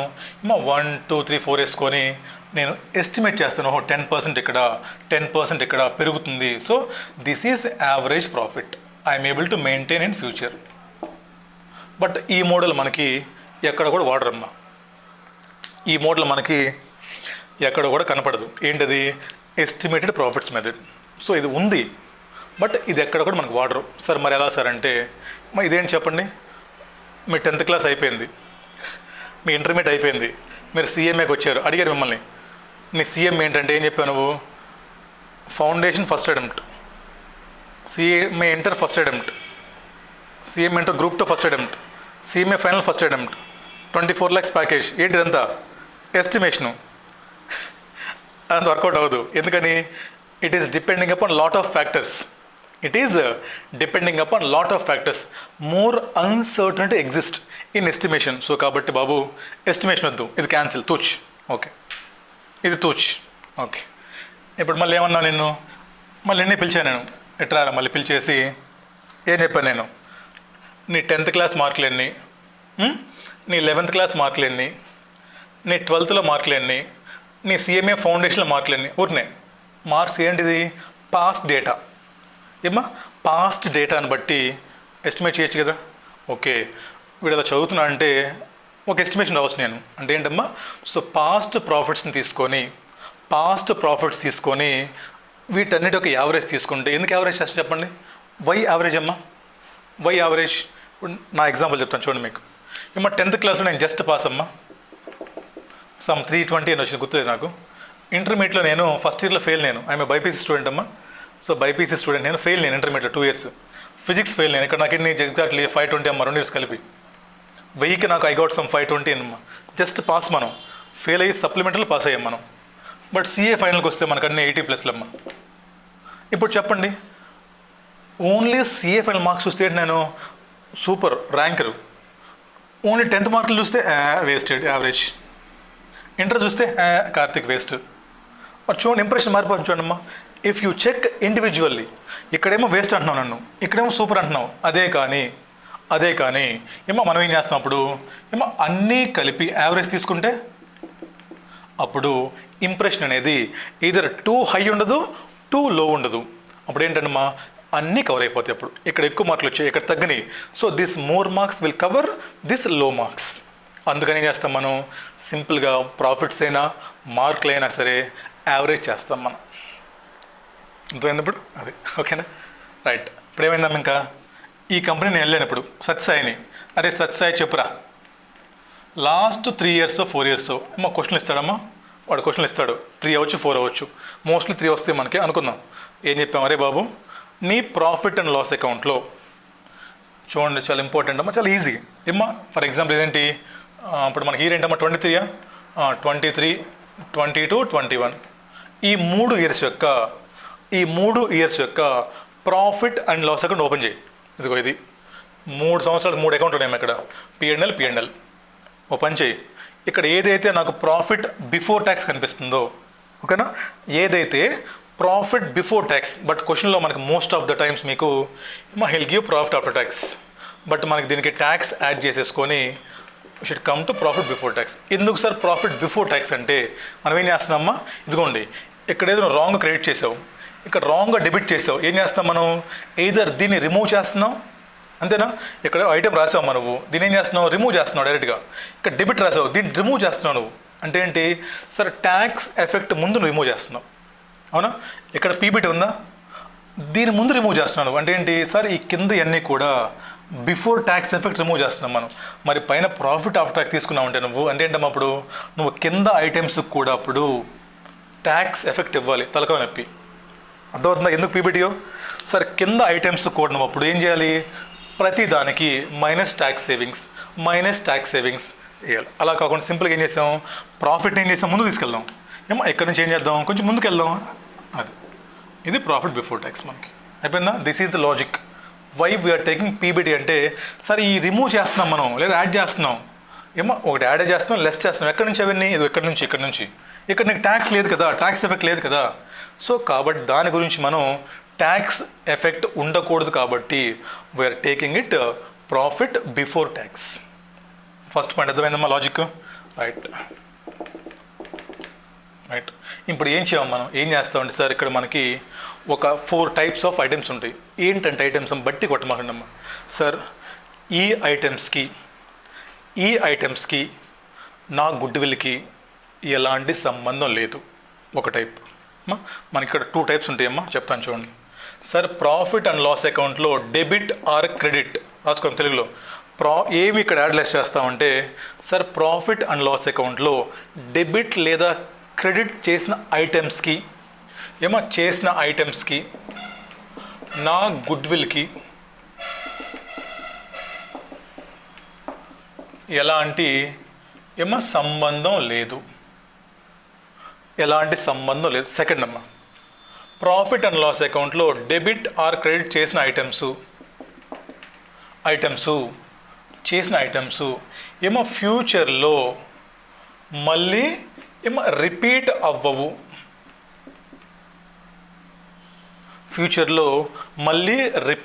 అవ్వవు. ఈ రెండమ్మ చెప్పండి దీనికి. ప్రాఫిట్ అండ్ లాస్ అకౌంట్లో డెబిట్ లేదా క్రెడిట్ చేసిన ఐటమ్స్ ఫ్యూచర్లో మళ్ళీ రిపీట్ అవ్వవు, లేదా ప్రాఫిట్ అండ్ లాస్ అకౌంట్లో డెబిట్ లేదా క్రెడిట్ చేసిన ఐటమ్స్కి నా గుడ్ విల్కి ఎలాంటి సంబంధం లేదు. లాస్ట్ అమ్మ, ప్రాఫిట్ అండ్ లాస్ అకౌంట్లో డెబిట్ లేదా క్రెడిట్ చేసిన ఐటమ్స్ తప్పుగా డెబిట్ ఆర్ క్రెడిట్ చేశారు. తప్పుగా డెబిట్ లేదా అంటే ఏంటి సార్, రెవెన్యూ ఎక్స్పెన్సెస్ క్యాపిటల్ చేసి ఉండొచ్చు, లేదా క్యాపిటల్ ఎక్స్పెన్స్ తీసుకొచ్చి డెబిట్ చేసి ఉండొచ్చు, లేదా డిప్రిషియేషన్ ఛార్జ్ చేయలేకపోవచ్చు. అంటే ఏంటి, రెక్టిఫికేషన్ ఆఫ్ ఎర్రర్స్ మనం చేయాలి. అంటే ఏంటమ్మా, ఇది ఎర్రర్స్, ఇది నాన్ రికరింగ్ ఐటమ్స్, ఇది ఎక్స్ట్రాడినరీ ఐటమ్స్. అది మీరు చేసేది అక్కడ. అర్థమైందా? మరి చెప్పండి, మీరు గుడ్ విల్ కనుక్కుంటున్నప్పుడు ఏం చేస్తున్నాం మనం? Profits I'm earning with my good will. Next, profits I am able to maintain in future. Next, correct profits, తప్పు ప్రాఫిట్స్ కాదు, అప్పుడు ఏం చేయాలి మనం? ఫస్ట్ తప్పులు కరెక్ట్ చేయాలి. తర్వాత ఇలాంటి ఐటమ్స్ ఏమన్నా ఉంటే, ఫర్ ఎగ్జాంపుల్ ఇందాకేం చెప్పాం మనం, non trade investments. Sir non trade ఇన్వెస్ట్మెంట్స్కి నా గుడ్ విల్కి ఎలాంటి సంబంధం లేదు సార్. మరి నీకు ఎలాంటి సంబంధం లేనప్పుడు నువ్వు నీ ప్రాఫిట్ అండ్ లాస్ అకౌంట్లో అదర్ ఇన్కమ్స్లో తీసుకొచ్చేసి ఏం రాస్తావమ్మా?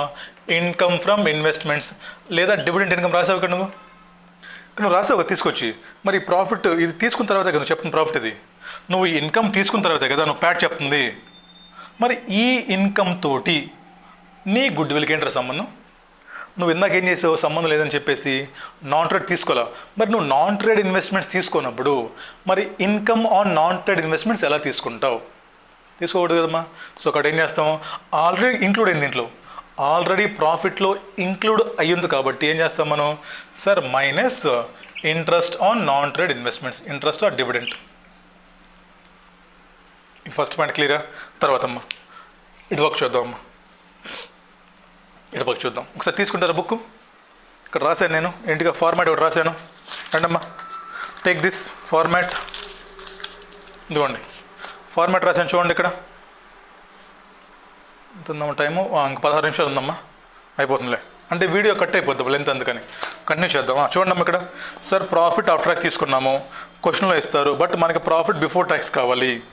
Add tax to the PAT. Next పేజ్కి రండి, నెక్స్ట్ పేజ్కి రండి, నెక్స్ట్ పేజ్కి రండి. ఎక్స్ప్లెనేషన్ రండి అమ్మా, ఎక్స్ప్లెనేషన్.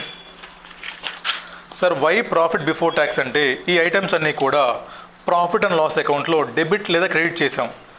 ఇప్పుడు అడ్జస్ట్ చేస్తున్నామంటే ఇఫ్ యూ టేక్ ప్యాట్ ప్రతిసారి ట్యాక్స్ ఎఫెక్ట్ ఇవ్వాలి. సో ఈ గోలంతా లేకుండా first convert PAT into PBT by simply adding tax to Pat.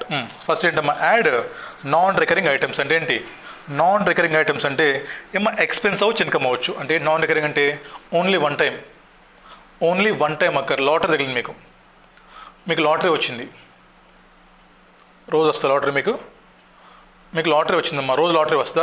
లేదు లీగల్ సూట్ ఫైల్ చేశారు మీ మీద ఖర్చు, ఎవరు కేసు పెట్టారు, మీరు కేసు ఓడిపోయారు, మీరు కాంపన్సేషన్ పే చేశారు. రోజు కాంపన్సేషన్ పే చేస్తారు మీరు, రోజు అదే పని. ఇంకా అంటే ఏంటి సార్? నాన్ రికరింగ్ అంటే మళ్ళీ మళ్ళీ రిపీట్ అవ్వదు సార్. మనకేం కావాలి మరి? సేల్స్ రోజు రిపీట్ అయ్యిద్ది, సేల్స్ రోజు రిపీట్ అయ్యిద్ది. ఫర్ ఎగ్జాంపుల్ ఊరికి అర్థం కావడానికి, సత్సాయి హోటల్కి ఒకరోజు ఏమైందమ్మా, ఎవడో పెద్ద బిర్యానీ ఆర్డర్ పెట్టాడు. జనరల్ వాళ్ళు బిర్యానీ అమ్మరు, బట్ ఏంటమ్మా పార్టీ కోసం ఎవరు ఆర్డర్ పెడితే వాళ్ళు బిర్యానీ డెలివరీ చేశారు. దాంట్లో వాళ్ళకి 1 lakh ప్రాఫిట్ వచ్చింది. తీసుకెళ్ళి రాసుకున్నారు ప్రాఫిట్ అండ్ లాస్ అకౌంట్లో, profit from sale of biryani. మీ పని బిర్యానీ అమ్మటమా? మీరు రోజు బిర్యానీ అమ్ముతారా? ఏంటి బిర్యానీ అనేది? ఎప్పుడో ఒకసారి అమ్మారు మీరు. So that is non recurring income. మరి నాన్ రికరింగ్ ఐటమ్స్ అన్నప్పుడు దాంతో గుడ్లకు సంబంధం లేదు కదా. ఏంటి ఇక్కడ మనం అనుకుంటుంది? ఫ్యూచర్లో మెయింటైన్ రిపీట్ అవ్వాలి. సో కాబట్టి in case of any non recurring expense or income అయితే లెస్ చేస్తాము, ఎక్స్పెన్స్ అయితే ఆల్రెడీ డెబిట్ అయింది కాబట్టి డెబిట్ అయితే ఏంటి? ప్రాఫిట్ తగ్గిపోయింది కాబట్టి ఇప్పుడు యాడ్ చేసుకుంటాం. ఇన్కమ్ అయితే లెస్, ఎక్స్పెన్స్ అయితే యాడ్. ఓకేనా? రైట్. ఇంకోటి ఏంటమ్మా? లాటరీ టికెట్లు ఇవన్నీ. ఓకేనా? సో ఈ గుడ్ విల్కి ప్రాఫిట్ అంటే నెక్స్ట్ 5 yearsలో ఇవి రావు. సో వీటికి గుడ్ విల్కి ఎలాంటి సంబంధం లేదు కాబట్టి ఈ నాన్ రికరింగ్ ఐటమ్స్ని ఆల్రెడీ ప్రాఫిట్ అండ్ లాస్ అకౌంట్లో రాసాం కాబట్టి ఇప్పుడు ఎలిమినేట్ చేస్తున్నాం, either debit or credit. Next చూడమ్మా, అబ్నార్మల్ ఐటమ్స్ ఏంటమ్మా? చూడండి ఒకసారి, నాన్ రికరింగ్ అయిపోయిందా? తర్వాత చూడమ్మా, income from non trade investments. చూసాంగా లాజిక్. తర్వాత చూడండి,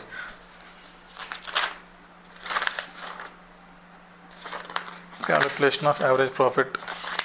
కొన్ని పాయింట్లు అక్కడ ఉండాలమ్మా. ఇంకో పేపర్ మిస్ అయిందా?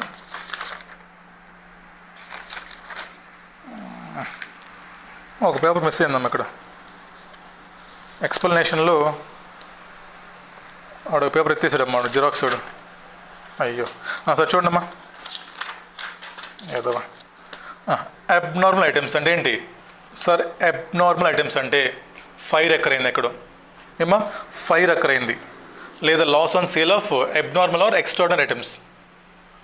తగలబడిపోయింది, లాస్ వచ్చింది, రోజు తగలబడిపోయిద్దా? ఎర్త్క్వేక్ వచ్చింది, భూకంపం, రోజు వస్తుంది భూకంపం. ఏంటి ఇవన్నీ? ఎక్స్ట్రాడినరీ ఐటమ్స్ లేదా అబ్నార్మల్ లాసెస్. మరి చెప్పండి, లాస్ అనుకోండి, డెబిట్ చేసాం ఆల్రెడీ. సో లాస్ డెబిట్ చేసాం కాబట్టి ఆల్రెడీ డెబిట్ అయింది కాబట్టి ప్రాఫిట్ తగ్గిపోయింది కదా, ఇప్పుడు ఏం చేస్తాం, యాడ్. ఇన్కమ్ అయితే లెస్. ఎక్స్పెన్స్ వల్ల ప్రాఫిట్ తగ్గింది, పెంచుతాం. ఇన్కమ్ వల్ల ప్రాఫిట్ పెరిగింది, తగ్గిస్తాం. ఓకేనా. నెక్స్ట్ అమ్మా, income from non trade investments. తర్వాత చూడండి important point, rectification of errors. ఉన్నాయమ్మా పక్కన చూడండి, అబ్నార్మల్ గెయిన్ చూసాం కదా, ఏమో రెక్టిఫికేషన్ ఆఫ్ ఎర్రర్స్ చాలా ఇంపార్టెంట్ అమ్మా. ప్రతి క్వశ్చన్లో వస్తుంది పాయింట్. ఏంటమ్మా, సింపుల్గా ఒకటే వస్తుంది. ఏంటది, సార్ వీడేదో మిషన్ కొన్నానంటాడు, వీడేదో ఒక ప్లాంట్ అండ్ మిషనరీ కొన్నానంటాడు.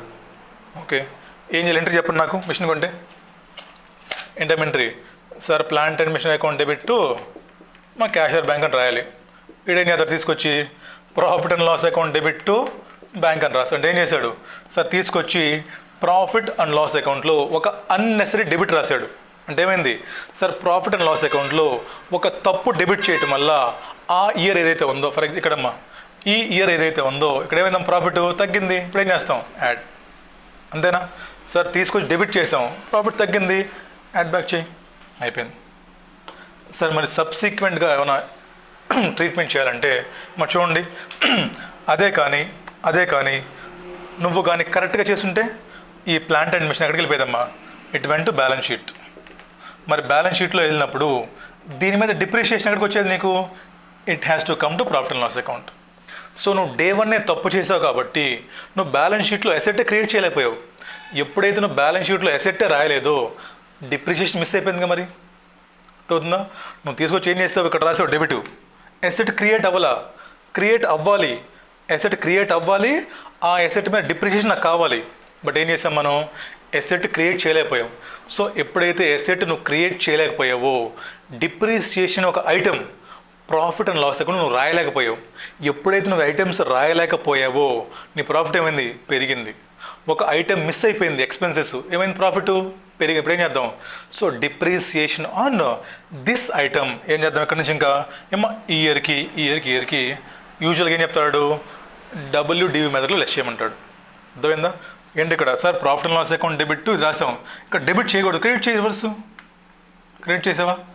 ఎంట్రీ ఏంటి ఇప్పుడు, sir plant and machinery account debit to profit and loss account, credit చేసావా. ఇది తీసుకెళ్ళి ఎక్కడ రాస్తాం, తీసుకెళ్ళి మనం బ్యాలెన్స్ షీట్ రాసుకుంటామా. బట్ బ్యాలెన్స్ షీట్ ఎప్పుడు రాస్తాం, ఆఫ్టర్ 3 yearsకి మనం చేస్తుంది, ఆఫ్టర్ 3 years. మరి ఆఫ్టర్ 3 years అంటే యూ హ్యావ్ టు రెడ్యూస్ ఏంటమ్మా, ప్లాంట్ అండ్ మిషనరీ ఇక్కడ minus depreciation for year 1, minus second year, minus third year. This is WDV on date of valuation of good will. మరి ఈ 3 years depreciation తీసుకెళ్ళి నువ్వు ఈ concern 3 yearsలో రాయాలిగా, మరి 1 to 3 yearsలో అది. ఓకేనా, రైట్. తర్వాత ఏమో వాల్యుయేషన్ ఆఫ్ కరెంట్ అసెట్స్. ఇది మీకు డౌట్ రావచ్చు. ఏం డౌట్ రావచ్చు, సార్ ఇందాకేమో బ్యాలెన్స్ షీట్లో సార్ ఫిక్స్డ్ అసెట్స్ రివాల్యూ చేసినప్పుడు చూసారు ఇందాక, సార్ ఏవైతే ఫిక్స్డ్ అసెట్స్ ఉన్నాయో దాన్ని రీవాల్యుయేషన్ చేసినప్పుడు మనమేమో తీసుకెళ్ళేసి బ్యాలెన్స్ షీట్లో అడ్జస్ట్ చేసాం. మరి కరెంట్ అసెట్స్ ఎందుకు సార్ తీసుకొచ్చి ఇక్కడ రాస్తున్నాము FMPలు అంటే ఏమో చెప్పండి అమ్మా. ఎప్పుడైనా సరే గుడ్ విల్కి కరెంట్ అసెట్స్కి సంబంధం ఉంటుంది. ఓకేనా, గుడ్ విల్కి కరెంట్ అసెట్స్కి సంబంధం ఎలాగంటే చెప్తాను చూడండి.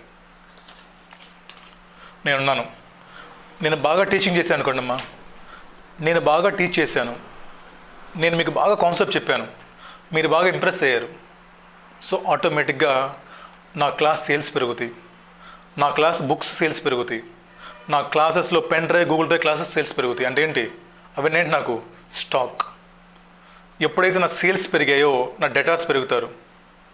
మీకు అర్థమవుతుందా. So current assets are directly linked with goodwill. అర్థమవుతుందా. ఒక కంపెనీ బాగా పనిచేస్తుంది, ఏమా సేల్స్ పెరుగుతాయి, సేల్స్ పెరిగితే మా స్టాక్లో చేంజెస్ వస్తాయి, స్టాక్లో చేంజెస్ వస్తే డెటాస్ చేంజ్ అయిపోతుంది వెంటనే. అంతేగాని ఏమో నా గ్రైండర్ పని చేయట్లా, నా మిక్సీ పని చేయట్లా, నా ఫ్రిడ్జ్ పని చేయట్లా, నాకు ఏమైనా ఇంపాక్ట్ ఉందా. ఇంపాక్ట్ పడితే గుడ్డల మీద ఏమన్నా, నో. నా చట్నీ బాగోలేదు, ఇంపాక్ట్ పడుతుంది కదా. ఇడ్లీ బాగోలేవు, పడుతుంది కదా ఇంపాక్ట్.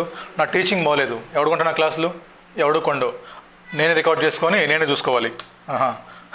సో కాబట్టి ఏం అర్థమవుతున్న పాయింట్ ఏం చెప్తున్నాను sir, in case of fixed assets దాని రీవాల్యుయేషన్ ఎక్కడ చూపిస్తున్నాం మనం, బ్యాలెన్స్ షీట్లో. ఎందుకంటే అవి ఆ రోజు కొనాలి కాబట్టి మనం. But in case of current assets sir, current అసెట్స్లో ఏమన్నా చేంజెస్ ఉంటే అవి బ్యాలెన్స్ షీట్లో కాదు సార్ చూపించాల్సింది. మనం బ్యాలెన్స్ షీట్లో చూపిస్తాం ఐటమ్స్ రాసేసి, బట్ సెకండ్ ఇంపాక్ట్ ఎక్కడ వస్తుంది మనకి సార్? సెకండ్ ఇంపాక్ట్ వచ్చేసి మనకి ఎఫ్ఎంపీలో. ఎందుకంటే they are directly related to profit, they are directly linked with goodwill. అర్థమవుతుందా? అది ఏమో స్టాక్ ఓవర్ వాల్యూ అవ్వచ్చు, అండర్ వాల్యూ అవ్వచ్చు, డేటాస్ పెరగవచ్చు, తగ్గొచ్చు, బ్యాడ్ డేట్స్ అవ్వచ్చు. అర్థమవుతుంది ఎందుకు రాస్తామో? టూ ఎఫెక్ట్ ఇక్కడ, ఒకటేమో బ్యాలెన్స్ షీట్ ఎఫెక్ట్, రెండు ఎఫ్ఎంపీ ఎఫెక్ట్. అదే ఫిక్స్డ్ అసెట్స్ అయితే వన్ ఎఫెక్ట్ ఓన్లీ. ఎక్కడది? అక్కడ. మళ్ళీ ఫిక్స్డ్ అసెట్స్ మీద ఏమా ఒక టూ ఉండి చూడండి. కరెంట్ అసెట్స్ అనుకోండి sir, both balance sheet and FMP తీసుకుంటాం. మరి ఫిక్స్డ్ అసెట్స్ అయితే సార్ ఓన్లీ బ్యాలెన్స్ షీట్. మరి ఫిక్స్డ్ అసెట్స్ మీద అడిషనల్ డిప్రిషియేషన్ అమ్మా, మరి ఫ్యూచర్లో you had to charge extra depreciation కదా, అది ఎక్కడ? ఎఫ్ఎంపీ. ఎందుకని? అది రెవెన్యూ ఐటెం కాబట్టి. మళ్ళీ ఇప్పుడు చెప్పండి నాకు ఒకసారి క్లియర్గా sir. In case of fixed assets and current assets sir, revaluations sir, current assets అనుకోండి అమ్మా, both balance sheet and FMP simple తీసుకుంటాం మొత్తం. ఫిక్స్డ్ అయితే సార్, ఫిక్స్డ్ అసెట్స్కి రీవాల్యుయేషన్ జరిగితే only balance sheet sir, no FMP. But ఈ revaluation జరిగిన items మీద ఎంతైతే ఎక్స్ట్రా డిప్రిషియేషన్ ప్రొవైడ్ చేయాలో అది మనం ఎఫ్ఎంపీలో యావరేజ్ ప్రాఫిట్స్ కనుక్కున్న తర్వాత, ఎందుకమ్మా అది ఫ్యూచర్ ప్రాఫిట్, అది ఎక్స్పెన్స్ ఎక్కడది? ఫ్యూచర్ ఎక్స్పెన్స్ మనకు. అది ఆల్రెడీ మనం బుక్ వాల్యూ మీద డిప్రిషియేషన్ లెస్ చేసాం. ఇప్పుడు చూడండి, ఆల్రెడీ నా పాత బ్యాలెన్స్ షీట్ ఐటమ్స్ మీద ఇదిగోండి డిప్రిషియేషన్ లెస్ చేశాను ఇక్కడ. మరి ఈ ఎక్స్ట్రా డిప్రిషియేషన్ ఎక్కడ? అంతా యావరేజ్ చేసిన తర్వాత ఇక్కడ లెస్ చేసుకుంటాను. అర్థమవుతుందా? సో ఫిక్స్డ్ అసెట్స్ రీవాల్యూ చేస్తే ఓన్లీ మనం డిప్రిషియేషన్ మాత్రమే ఎఫ్ఎంపీ, మిగతా ఎఫెక్ట్ అంతా బ్యాలెన్స్ షీట్. అదే కరెంట్ అసెట్స్ అయితే రెండు చోట్ల కూడా మనకి విల్ గెట్ ఇంపాక్ట్. ఓకేనమ్మా? రైట్, అర్థమైంది ఇక్కడ దాకా? చూడండి ఇంకా 5 minutes. నా భయం ఏంటంటే వీడియో కట్ అయిపోయింది అనుకోండి, క్లాస్ చెప్తూ ఉంటాను నేను, అది కట్ అయిపోయింది అందుకు. అయిపోయిందమ్మా? రైట్. తర్వాత టోటల్ ప్రాఫిట్ అనుకున్నాం కదా, నవ్వు యావరేజ్ చేస్తాం. అన్నీ చేసిన తర్వాత మనకి ఎన్నో ఏమో 3-4 ఉన్నాయి ఇక్కడ. ఏమో యూజువల్గా మనకి చెప్తాడు క్లియర్గా ట్రెండ్ ఉంటే, చూసిన చిన్నప్పుడు మీరు, if there is clear trend take weighted average, లేదంటే సింపుల్ యావరేజ్. ఓకేనా? రైట్, అయిపోయింది కదా. తర్వాత ఇప్పుడు ఏం చేస్తాం? ఇంకా ఫస్ట్ పాయింట్ ఏమో డిప్రిసియేషన్ ఆన్ రీవాల్యూడ్ అమౌంట్. మరి లెస్ చేయాలి కదా. ఏమో ఒరిజినల్ అమౌంట్ మీద ఏమో ఆల్రెడీ లెస్ అయిపోయింది పైన, మరి ఎక్స్ట్రా అమౌంట్ మీద సార్ ఈ ఎక్స్ట్రా అమౌంట్ ఎంతైతే ఉందో దాని మీద మనం we should less depreciation after making average. అయిపోయిందా? ఇంకేం చెప్తారంటేనమ్మా, నాకు నెక్స్ట్ ఇయర్ ఇంత ఎక్స్పెన్స్ రావచ్చు, నాకు నెక్స్ట్ ఇయర్ ఇంత ఇన్కమ్ రావచ్చు. మరి ఇప్పుడు దాకా ఏం చేస్తాం మనం? ఎక్స్పెన్సెస్. ఇప్పుడేం చెప్తానమ్మా, నాకు ఫ్యూచర్లో నా రెవెన్యూ పెరగవచ్చు, మా మేనేజర్కి రెమ్యునరేషన్ పెరగవచ్చు, నాకు R&D ఖర్చు రావచ్చు, లేదా నాకు ఇన్కమ్ రావచ్చు చెప్తాడమ్మా. సింపుల్గా ఏం చేస్తారు, మీకు ఫ్యూచర్లో ఏమైనా ఎక్స్పెన్సెస్ అవుతుంటే అది యాడ్ చేయండి, లేదా ఫ్యూచర్లో ఏమైనా ఇన్కమ్స్ ఉంటే దాన్ని లెస్ చేయండి సింపుల్గా. అయిపోయిందా? రైట్. యావరేజ్ ప్రాఫిట్ కనుక్కున్న తర్వాత ఫస్ట్ ఏంటమ్మా? Depreciation on additional machinery. Next future expenses or incomes. అయిపోయిందా? లెస్ చేసిన తర్వాత ఏమొచ్చింది మనకి? ఇంకా ప్రాఫిట్ ఎఫ్ఎంపీ బిఫోర్ ట్యాక్స్. ఇక్కడ మళ్ళీ ఆగండి ఒక్క నిమిషం. ఇక్కడ మళ్ళీ ఆగి మనం ఏం చేయాలి? ఇంకా we have to deduct tax. ఏమో ట్యాక్స్ కూడా మన క్వశ్చన్లో 2 rates ఇస్తాడు. ఒకటేమో ప్రజెంట్ ఉన్న ట్యాక్స్ రేటు, ఇంకోటేమో ఫ్యూచర్లో ఉండే ట్యాక్స్ రేట్. ఒకటేమో ప్రజెంట్ ట్యాక్స్ రేటు, రెండేమో ఫ్యూచర్లో ఉండే ట్యాక్స్ రేట్. ఇక్కడ ఏం చేస్తాం మరి? ఈ ప్రాఫిట్స్ ఎప్పుడు నువ్వు ఫ్యూచర్ ప్రాఫిట్స్ కాబట్టి ఇక్కడ ట్యాక్స్ రేట్ కూడా మనం ఫ్యూచర్ ట్యాక్స్ రేట్ తీసుకుంటాం. So simply deduct tax by using future rate. Now will get FMP after taxes. అంటే ఏంటిది? Profits earned by Sathya Sai hotel with the help of its good will ఉంటే good will వల్ల ఎంత సంపాదించాను. ఇప్పుడు ఏం చేస్తానమ్మా, ఇది నా ప్రాఫిట్, ఇందాక ఎంత సంపాదించాడు 1 lakh, అది వాడు ప్రాఫిట్. సో ఫర్ ఎగ్జాంపుల్ నేను 4 lakhs సంపాదించానమ్మా, అది 1 lakh. 4 lakh minus 1 lakh 3 lakhs. అడిగారు నన్ను, ఈ ప్రాఫిట్ నువ్వు ఎన్ని ఇయర్స్ మెయింటైన్ చేయగలవు? ఇయర్స్ ఆఫ్ పర్చేజ్ ఏం చెప్పాను నేను? 3-4 చెప్పానమ్మా. డిపెండ్ క్వశ్చన్లో మనకి ఇస్తాడు, మీరు ఏం కంగారు పడొద్దు. Number of years of purchase మీ క్వశ్చన్లో ఇస్తాడు ఆల్వేస్. సో చెప్పినప్పుడు మనకేమొచ్చింది? గుడ్ విల్ ప్రయాణం వచ్చింది 3 lakhs. 3 lakhs into 4 years, 12 lakhs is my goodwill. ఓకేనా? ఇదమ్మా. So this is all about. మొత్తం చాలా నీట్గా రాశానమ్మా నేను, జాగ్రత్త చదువుకోండి, అయిపోతుంది మీకు. అయిపోయిందా? రైట్. సో ఫస్ట్ ఏం చేసాం మనం? డమ్మీ కాంపిటేటర్ని క్రియేట్ చేసాం. అర్థమైందా? బ్యాలెన్స్ షీట్ ఎలా ట్రాన్స్ఫర్ చేసాం మంది, వాడికి ట్రాన్స్ఫర్ చేసాం. మొదలు ఏం చేసాం, గోడ కట్టాం. అక్కడ గోడలు ఏం చేసాం, మనం స్నానం చేస్తున్నాం ఫెయిర్ వాల్యూ తోటి. ఫెయిర్ వాల్యూ ముంచుతున్నాం, లేపుతున్నాం. నాన్ ట్రేడ్ ఇన్వెస్ట్మెంట్స్ ఆపేసాం. గుడ్ విల్ పర్చేస్ పంపించాం. ఇంకోటి అయితే ఆపేసాం. ప్రిఫరెన్స్ షేర్ క్యాపిటల్ పంపించాం. మరి వాళ్ళ అమ్మాయి అక్రూడ్ డివిడెంట్ 2 పంపించేసాం. అయిపోయింది. కనుక్కున్నాం కదా. తర్వాత ఏం చేసాం, ఎంత క్యాపిటల్ ఎంప్లాయిడ్, నార్మల్గా ఎంత బిజినెస్లో ఎంత రిటర్న్ వస్తుంది అనుకున్నాం కదా. ఇక్కడ ఏం చేసాం, ఎఫ్ఎంపి మనకి పాత ప్రాఫిట్స్ ఇస్తాడమ్మా. ఈ ప్రాఫిట్స్ మనకి ఏం కావాలి, ఫస్ట్ బిఫోర్ ట్యాక్స్ కావాలి. ఎందుకని చెప్పాం కదా లాజిక్.